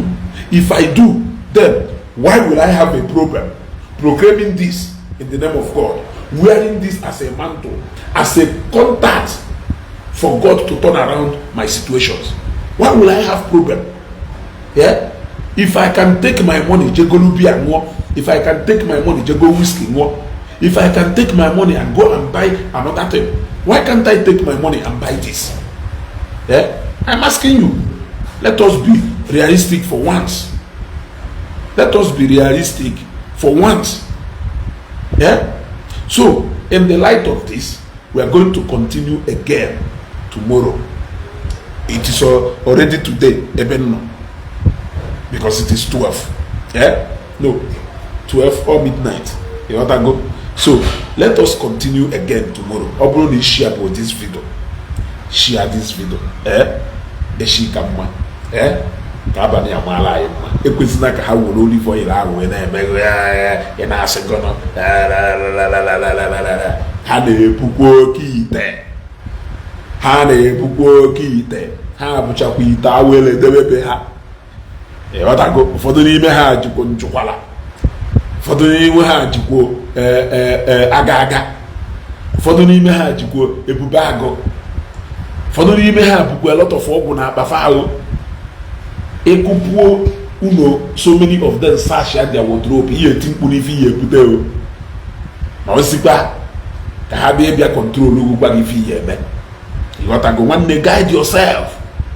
Guide yourself with anything. If you do not know if you from protection, breakthrough or anything. If you don't know koya sa, if you don't know James or Saga James, if you Tom or Saga Tom. So if you proclaim for yourself, is what is going to happen for you. So if you believe that na that turnaround encounter using this as a point of contact, as a mantle to communicate to God, it is left for you. Odo na akwụkwọ nsọ, ụfọdụ ebe ka eji aja kpelu mmadụ ekpere, ụfọdụ ebe ka eji ọnụ mmiri kpelu mmadụ ekpere, ụfọdụ ebe ka emetụrụ ọnụ uwe mmadụ aka ahụ dị, ụfọdụ ebe ka enyere instruction what you will do. So many places ka agwara mmadụ jee danye na mmiri ugboro one ibinite na ife na-emeghị ya adụ mma. They all did it and they received their healing. So why is it that na na-eme all those things now ọ na-agbakasị ahụ? I am asking, why is it na even ụfọdụ ndị fada n'ime ha na-confess all these things na-enye Holy Communion, ha na-enye ahụ na ọbara Christ, bread and ọbara Christ. Yeah? Now if ahụ wo a physical something na-afụ with spiritual interpretation, when you bless it, you believe go na that bread at all go to Aho Christ, na that wine at all go to Obala Christ. What is the greatest miracle carrying that? Or will the greatest miracle carry this particular one? No. Emero. But that Reverend Father, no obodo Igbo na agba keri ifo na administer Holy Communion, when he knows that everything about that Holy Communion it has some mystery surrounding it, and it has a very spiritual interpretation, because by pronouncing that word, that communion at all go to Aho Nobala Christ. So why are you giving it to people when you don't believe that everything is spiritual, everything is physical? Perfume but in a wulu achisha in a wulu something halo we in the mother in the name of Aho Christ wulu wine halo in the mother in the name of Obala Christ, a condemnable that one. Yeah, only age yakon what you want Father Angel Holy Communion. Ihe buni kerifo na akpọ Holy Sacrament, kerife ndị Catholic na akpọ this thing na ada etu a na adọrọ ahụ dị etu a, kerife ndị Catholic na akpọ ife a na adọrọ ahụ dị etu a, ọ na ọ dị ebie were asafu mass, kerife ife a signify, kerife that particular thing ọ na-ebuni signify. if you don't believe that there is something spiritual, if I have name would you na you to anwala na can it for signify it? The Catholic go have holy water. How do holy water? How believe is you can a million, you can a million. How do holy water? A General Catholic Church, I put a water, and they a fair father for million, and they bugare Gahango on all those things were spiritual interpretation. You use it as a Catholic priest. So why are you trying to cancel Nkendozo Neme just to reach to God or to communicate to their God through that? Why are you condemning it? Yes, Jeremiah feel no ye bebele no bege bele prepare perfume bebele one cage make na perfume ye go a point of contact as go identify Yago as a member. Can that altar donor church Yahweh is speaking on your head? It is left for you to believe. If you believe, it will manifest. If you believe in it, it will manifest. Yes, that is why you follow your disciple. Jekunayo sekulana. Wodi asewu golife jeku your father. Your father cannot say yes. Your mother cannot say yes. Kelonye savo. Ekwa yo nyo osigo okonya akane e say yes. Osiwu je egolu mmanya jeku onya ilu onye yo onya. Onya nya pelu ge pele. Ilu nye yo onya. Igotago isekula onya epikwa Saga aka n'isi. Proclaim more positive words n'isigo. Declare more yet. Some of them will begin to manifest. Iwaji, it will begin to manifest. Yeah? So, when you feel it, you are for the if you want to be a carry, it shall be well with you. You see a man or it shall say that ukwono will follow you around and it will be speaking on your head. Yes. Jeweru eya tachacha fofo si ogono kimel all taho no na ewe kubi okwu a we begin to follow you around. Onya kan jiweku na a lot of people na taho today wonu abro ha abo or if eji onu kute ni sifa we fe na manifest ebe fam. Now that is the more reason why you need to be connected to an altar. Or your water altar is speaking on your behalf. Altar versus altar.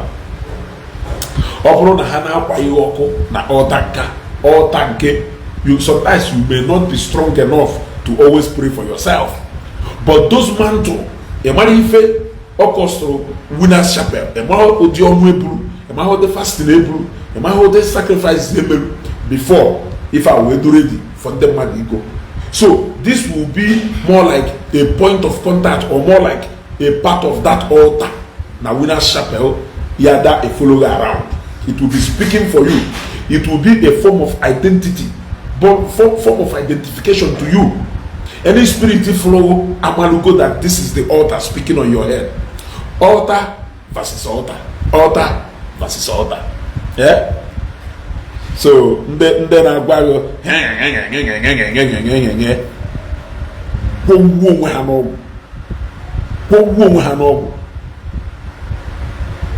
I believe na mmadụ ya chiri ugiri ya na afụsọ. I believe na mmadụ ya chiri ugiri ya ma ọ chiri ego ayọrọ ya na ma ọ chiri ọjị ya na ọjị a na-ekwu okwu.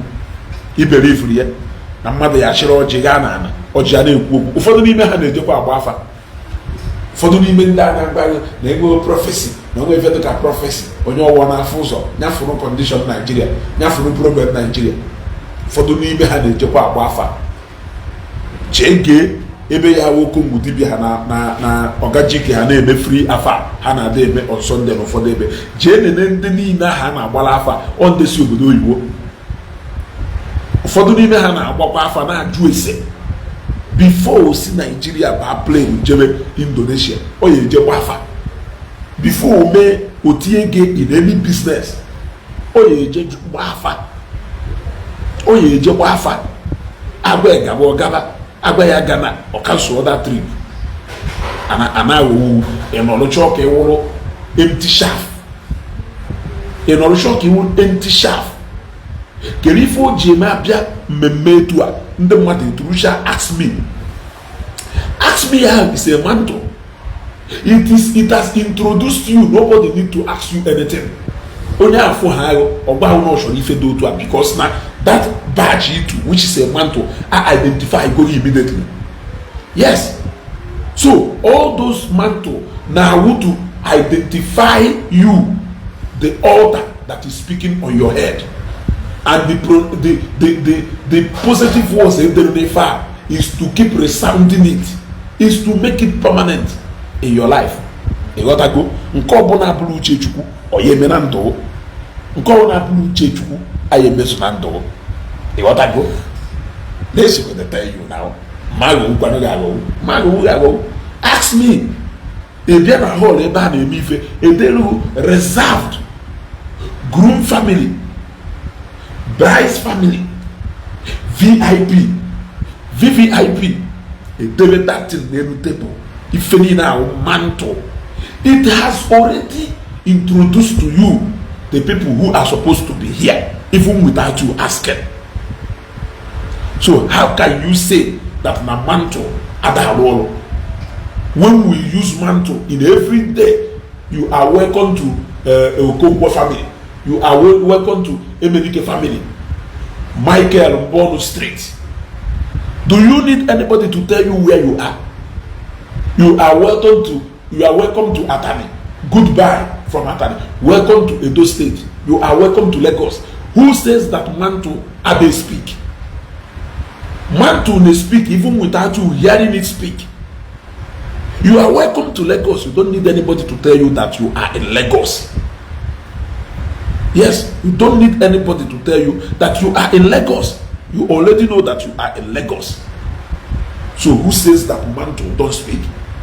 GUO transport. It is a mantle. It has already spoken. You don't need anybody to tell you that this is GUO transport. And police merike or yakusimoto GUO no so man ofo wopose ugrone ke fu da na lebe police posere the transport company knows unless na him with information where goes where the same thing God ebe.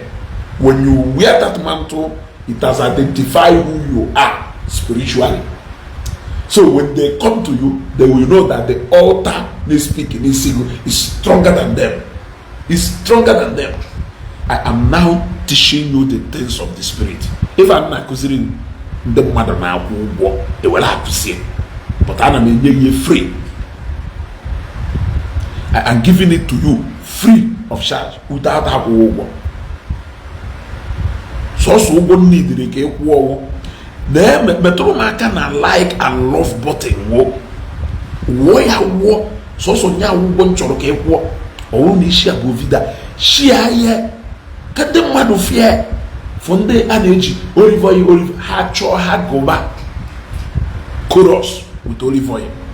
Compose your national anthem with olive oil. You cannot change anything. People will keep buying.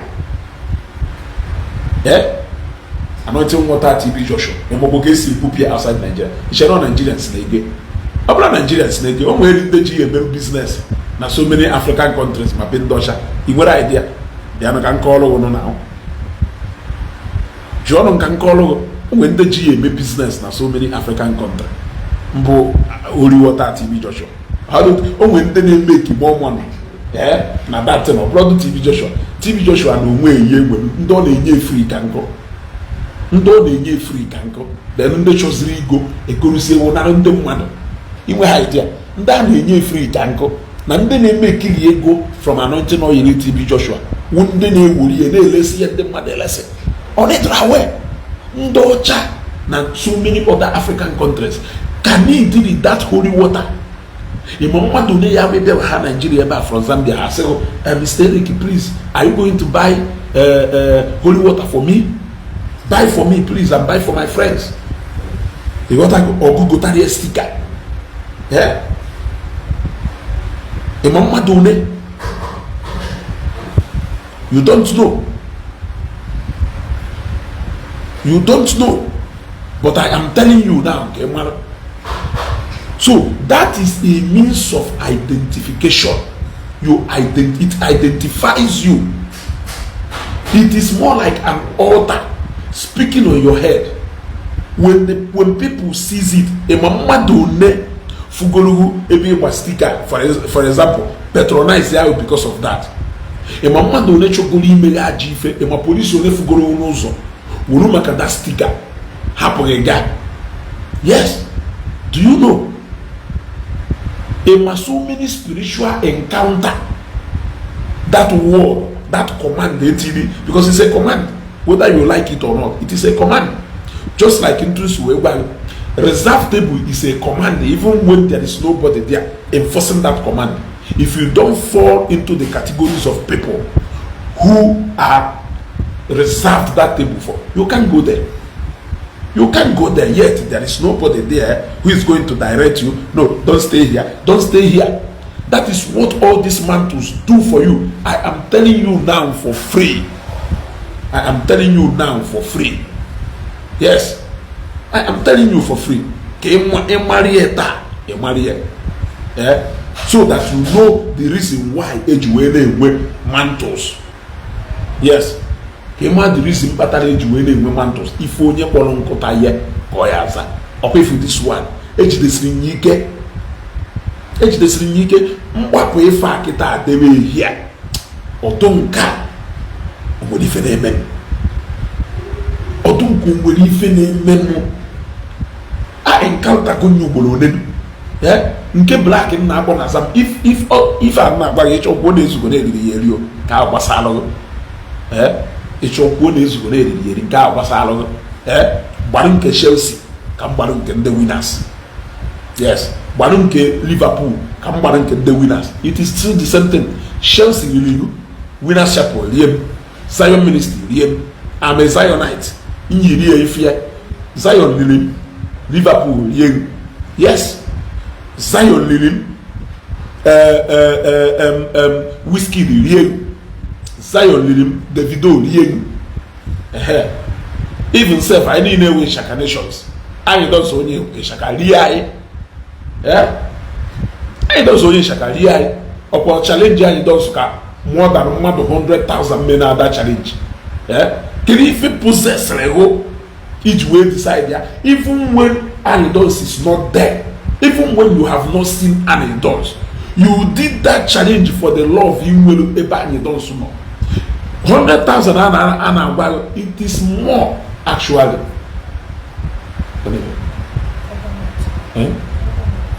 Okay. You got to go. You got to give it now. Well, I am lecturing you today. You don't need to read the no, I see Ezugo.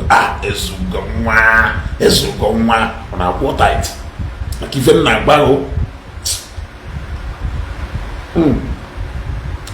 tiger nut juice. Cheers. You got to go. Was it Ezugo? Right on. If you name my this is what something that somebody cannot explain to you anywhere. You got to go. Yes, this is something that only Lunde Yahweh Piana Gate. Okay, it's a talumwe. Only if you call to an New York and go. Yes, as a Stravos. Thank you very much. And then we blend that after 12. The fact is that I had to request all these things. We will hear them. You got to go. I know from ever. If we will see what I will. I know ever. I know can blend that. Ebu tiger not what I'm saying more. I no go can jolo go no dey far for me for. Ochukwu na eme. You got to go. Ochukwu na eme nwere onye ọzọ na eme nya abụrụ Ochukwu. So do not allow them to be misleading you. All these things, they work. All these things that they work. That is why you cannot wake up and go to mortuary. That name mortuary introduce so you don't need to go there. You don't need to go there. That is why you cannot board an ambulance, because if you give them and they want, no matter if you to ambulance for a lift. Yes. Yes. So the same way that this turnaround encounter, it has already spoken that word. Clear what this word or the permanent enemy they fire wall hand my faith to strong here. The moment obviously attack my encounter, the altar where this thing comes, we fight spiritually with that. We don't even know why most of us are succeeding. Some of you are still succeeding today because of seed your mom or your dad in the soul is you. Because of EJ, your sister or your brother you don't even know. If on Facebook, you know, na maybe fasting, you don't know. If on Facebook, some of you who by special grace of God, survive. But the day I have shown you now, if only I will problem immediately. Yeah. Of all that is why photo the ifem who have been after their mom or for the ifem who have been after their dad or for the ifem who have after their favorite sister will keep Mulanya back only one day capable of a extra mile for you. Where go you?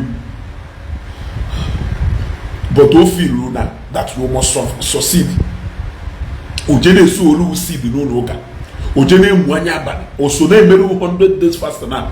In our council, and because of him or her, God will hear her cry, because now so God will hear the prayer of that person. For the sake of that person, the grace will be speaking for you. You want to know. So some of you indirectly now also alternate speaking for you, Uncle. Yes. I have to frank with you. Nobody will tell you this one. Then why you need not prayer houses or churches. Some of them are not even there for themselves. They are there for their children. They are there for munye. They are there for muhande wine. Where are those people had a very for the name for the name so many places? Do you think? Yes, a stranger which I didn't know told me a lot about my mom's relationship with me. Yes. Yes. She told me a lot. And I really believed. Yes. That now some seed my mom sold nearby now. Almost 12 years ago. That those seed can speak in Ishi up to today. I believe. Yes. The mama don't ever go to Mama don't ever go to Nda Marodo na my mom and Mona. Nda Marodo na assume that my mom did a lot for us. Especially Mama. Yes. Especially Mama. 12 years ago, a month before my mom's in Lagos in Bata. I drove her in her car, money and a motor. I jena access bank edunime motor pass na newu. I jena access bank edunime motor pass na newu. My mom will withdraw a good in a don account yet. Wolie tinime brown envelope. Drive west straight to Noka. Olono Noka. Wolie jenye that place. Yes. Ote haka ibugariwe. Yes. Ebugari gidolie. Welu bosi omuru. Yes.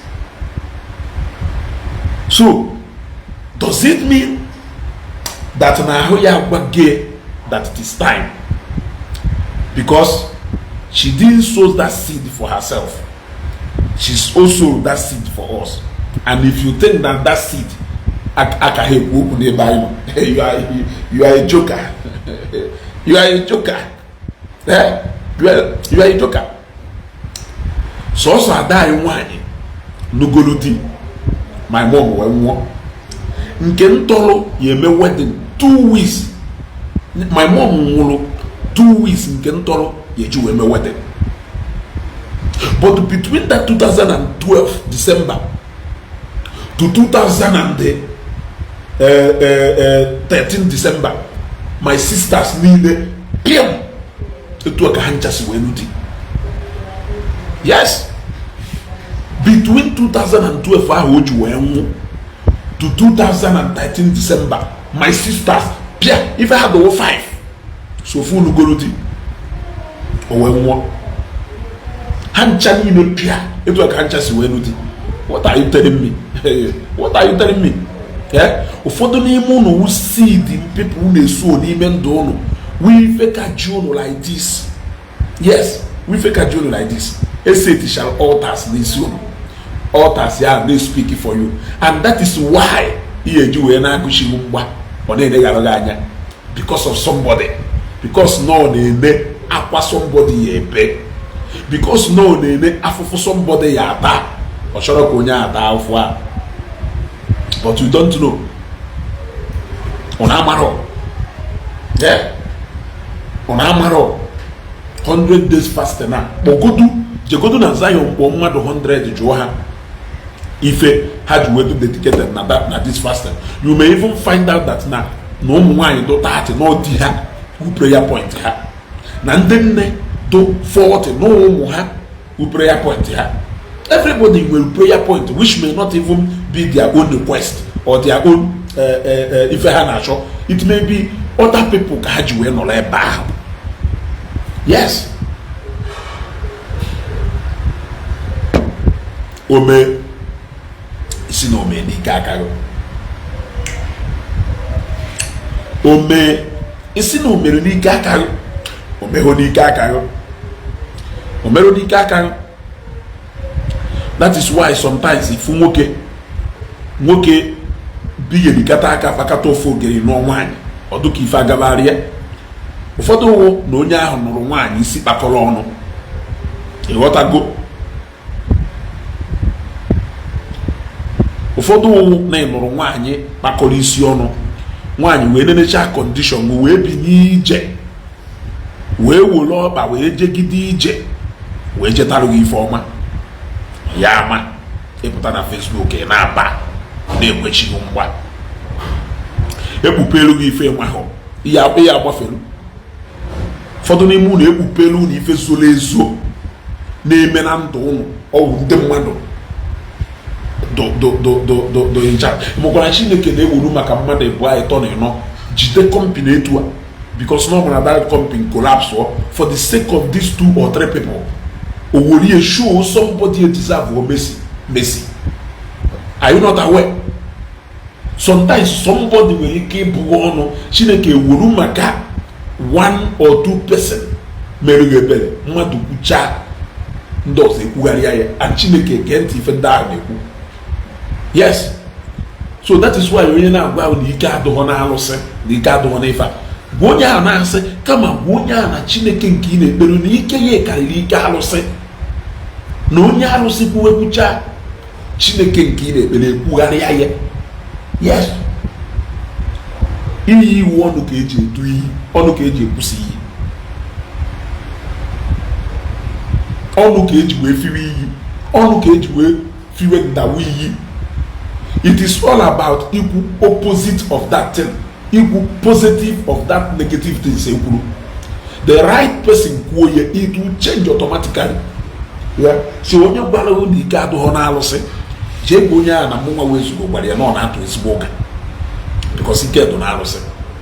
Unless you know who fake, Maka, they over a lot of them, they want to be a fake. How ha fake nwere ife ha na-afụ ha just mana ndị mmadụ ego na-eri ịghọtago mana nwanne ọwụrụ maka ọgwụdụ but ịjụọ mmiri si mkpatalụ iji wee kadụ ndụ wepụ onye gburu fọ ndị na-asị mgbaji egbe mmadụ bịa ga anya gwa ọgwụ gbuo ịma mmadụ onye na-ekpere ya ekpere ụfọdụ n'ime ndị a na-ekwu ife atụ do intelligent understand ya the concept of giving.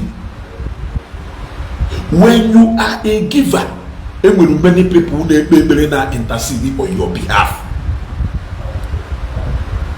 Ụfọdụ na-eje motherless babies ha jecha motherless babies ha hapụ ụmụazị abịa because ha aka n'isi kpere ngụnwa nọrọ soro ha na-ekwu ịma mmadụ one na-ekpelufe ekpele waja jerufu Catholic Church n'ụmụdị ọka bịa ịma mmadụ one na-ekpelu ya ekpele ngụnwa wụchafụ nwụọ nke ị na-eme ịhadụ agbara mbụ jinye mmadụ isoro ya na-ekwu okwu ịma how many altars erase go n'isi that is speaking for him. After na Facebook na-ekwu okwu isoro ya na-ekwu. Some people understand the concept of giving. Some people not in the ministry of giving. And the advantage of giving is that when you give, so many people don't that is one of the reasons like a place of worship. Now always now you are not at that place. Now intercede for them. That now the altar not at that place will always be speaking for them because no go on na altar na swear sifa. Yes.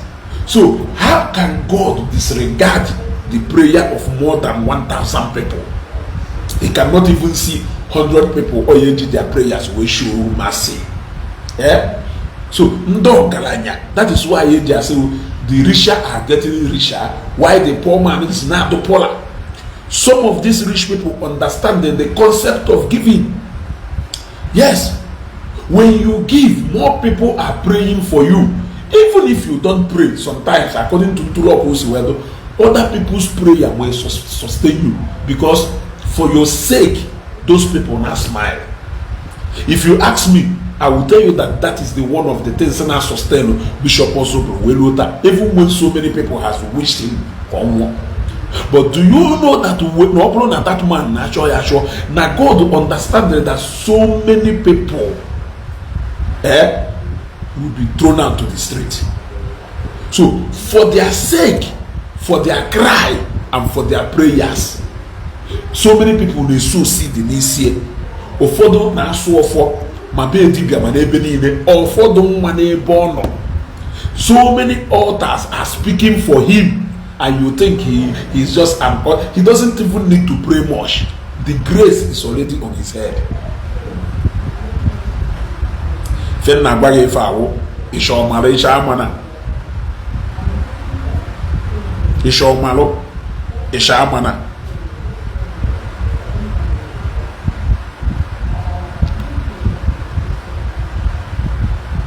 Emana ifu ụmụ nwoke nụtara ezigbo nwaanyị ọdụ ka ife ọ na-agara ya ọfụma ijugo onwe gị ife ọwụ nwunye gị owu ngụ ka o bu n'isi ụtụtụ efie n'abalị ngụ prayer point ya. Yes, ụtụtụ efie n'abalị ngụ prayer point o nwere ife ọzọ ọ dụrụ na mma ọ dụgoro ya na mma. So that is why ụtụ and Chineke mechaa ya anya o nwere ekpere na-emere ya ebere ngụ nwa anaghị ebupegharị debe ahụ na igwe ife ị na-eme. Efe ụfọdụ the moment ha chụrụ nwunye ha ife mgbu ha ebido ife mgbe ụmụ nwoke o mere a lot of ụmụ nwoke today nwunye ha ji ha. Yes, ọ ife niile ka a na-eme n'ọkpụkpụ aka ọ bụ ife niile ka a na-eme n'esike ike. A lot of ụmụ nwoke today will grace nọ n'isi nwunye ha ife na-arụ ọrụ ebe ha ịchọ doubt onye ịcha doubt na everyday ka nwaanyị na-emu anya abalị everyday ka nwaanyị na-eji ije n'ọba maka iche not for nothing. Especially ndị anọchi obodo oyibo so ebe niile nwunye gị uwu sọsọ ngwa ọkpọngụ prayer o nwere ife ụnụ mụta nwa okpebe n'isi ụmụ ya ụmụ ọ na-emere fasting na-ekwa 100 days fasting na-emekịta a lot of ụmụ nwaanyị di ha prayer point anya na ụmụ ha di m ụmụ gụma anaghị ebubegharị na-aṅụrụ nkwụ bịa na Facebook na-aba na-agbọ ka agụ ya mana na-ekpere nwata nwaanyị ji ụbọchị ọwụ na ibubere chụọ ya ife mgbu ga-ebido. A lot of ụmụ nwoke breakthrough ha bịara after ha nụrụ nwaanyị, downfall ha bịara after nwunye ha narụ ọ nwunye ha nwụrụ. Yes, onye ahụ na intercede for you the moment onye ahụ pụrụ na n'ụzọ ekwensu asị hallelujah. Yes, now sometimes when you don't ask, how can you receive? Because ekpere ifula na ekpe is more like asking. If you don't tell me that you are hungry, how will I give you food? How will I even know that you are hungry? So, but even if you don't say it, somebody can also ask for food on your behalf. Biko Emeka nye Ebuka nni nye ntire Ebuka nni n'oli Igbo nni ọhụngụ kwurie. Biko Emeka nye Ebuka mmanya na ọṅụ bụ mmanya ọhụngụ kwurie. So somebody can actually intercede for you on your behalf. Murife, all these things will physical and the spiritual connections which you don't know, which you may not even know because you don't care to know.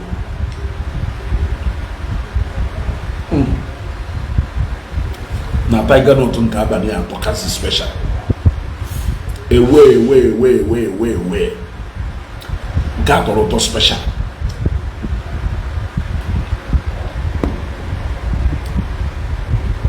You got to go. So they begin, Chineke na-ebelu. And ụfọdụ, just like I said, ụfọdụ n'ime ha understand the concept of this. Ọkwa onye mkpuje egwu wee jelụkwa agwụ na-emebi ife. You got to go. Onye nke ahụ na aghụghọ natural. So egwu ahụ ọkpujewo ọmụ ife ọ na-eme. Hakụma ekwu maka onye nke ahụ. Kedu ife o ji eme ụfọdụ ụmụ nwoke kpacha ọfọ ogene ha eji chọwa nwaanyị isi dị mma osewụ na ọ chọrọ ịjụọ ya qualities ọ chọrọ na nwaanyị osewụ na ọ chọrọ a God fearing woman. Kedu ife ị na-achọrọ a God fearing woman? Ị chọrọ nwaanyị ya dị ekpechitere gị ekpere, ị chọrọ nwaanyị ya dị eburu ọnụ aba, ị chọrọ nwaanyị ya dinere na bed na-alahụ ụra ugbe sitere na na-ekpe ekpere and Chineke na-anụ ekpere ha ọsịsọ. That is why ụfọdụ imesi nwunye gị ike imesire nwaanyị miduru well for you ike ịta afụfụ chebi ụfọdụ. A lot of people na-emesi nwunye gị ike the moment they begin to love their wives ụzọ akpọgheru ha jejụọ ya ha ma agwa gị because ị na-eme ya na obi ya adụ ya mma. Sometimes ụzọ ga-akpọchie, sometimes ụzọ akpọchie complete. The moment you begin to love her, the moment you begin to show her love, ụzọ ga-akpọpe. Man, ife niile a na-eme. In case if you don't know, ụmụ nwaanyị na-eje maka difa. Ụfọdụ ndị na-agwọ ọgwụ sef na-ejebe dibịa maka difa ya ma. Ụfọdụ ụmụ nwaanyị na-ejebe dibịa maka difa ya ma. Nwaanyị na-eje ije n'ọkpa just for nwoke a hafụrụ n'anya ya ma. Grace iji a lot of families today who because of a wife anọtara ebe a you will not know all these things na agwa mana ịpụta na Facebook ya na-agbagharị ka bread malik. Don't worry. Ụbọchị anyị achọ ife ahụ na-emerụ gị ife etawuo onwe gị n'afụfụ nye ịtacha afụfụ ya sị etu a nwa si atụ. Let us end it here. Tomorrow is another day. Abani amala anyị mma. Cheers, man. Let me sip the last one.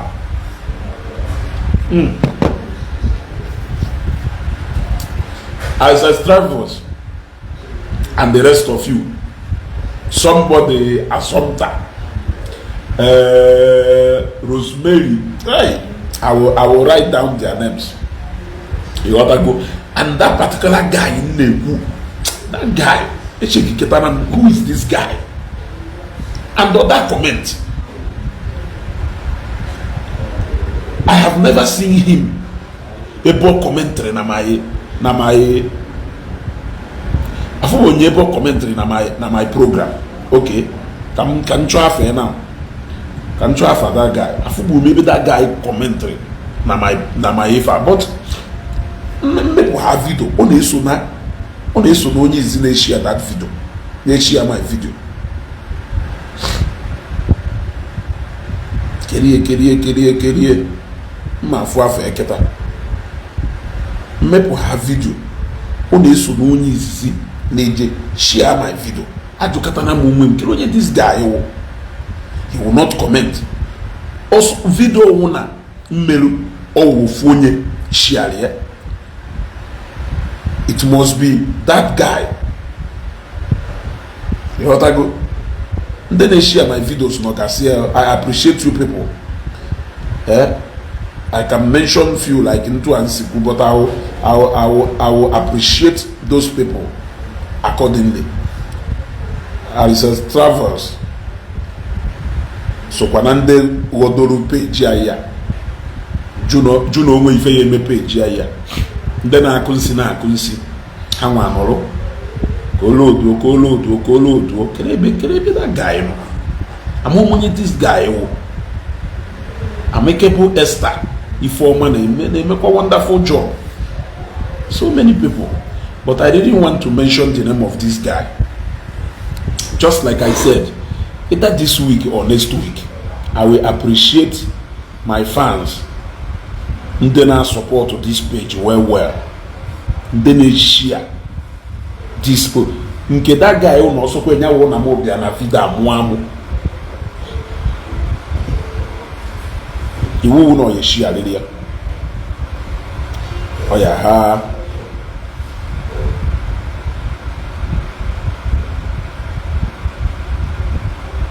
wụrụ wahala kiti ilo duketa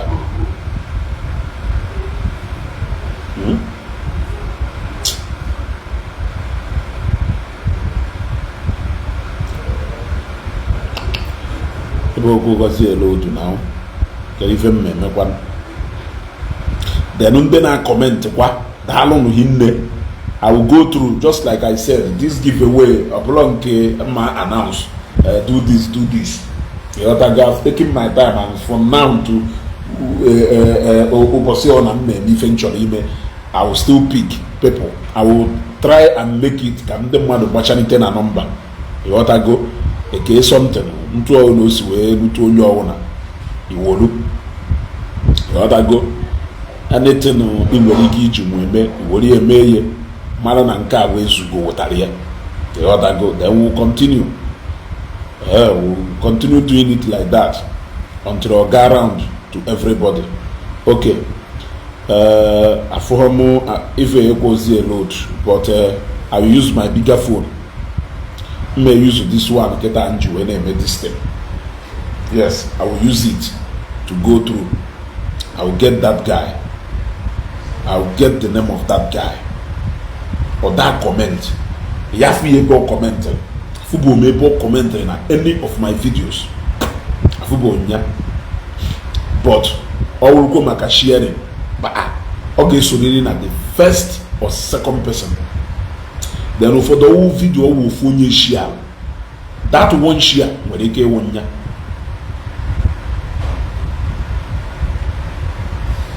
That one share when they get one. You ought to go. So such love, I cannot take it for granted. I cannot take it for granted. Any day reciprocate here. You ought to go.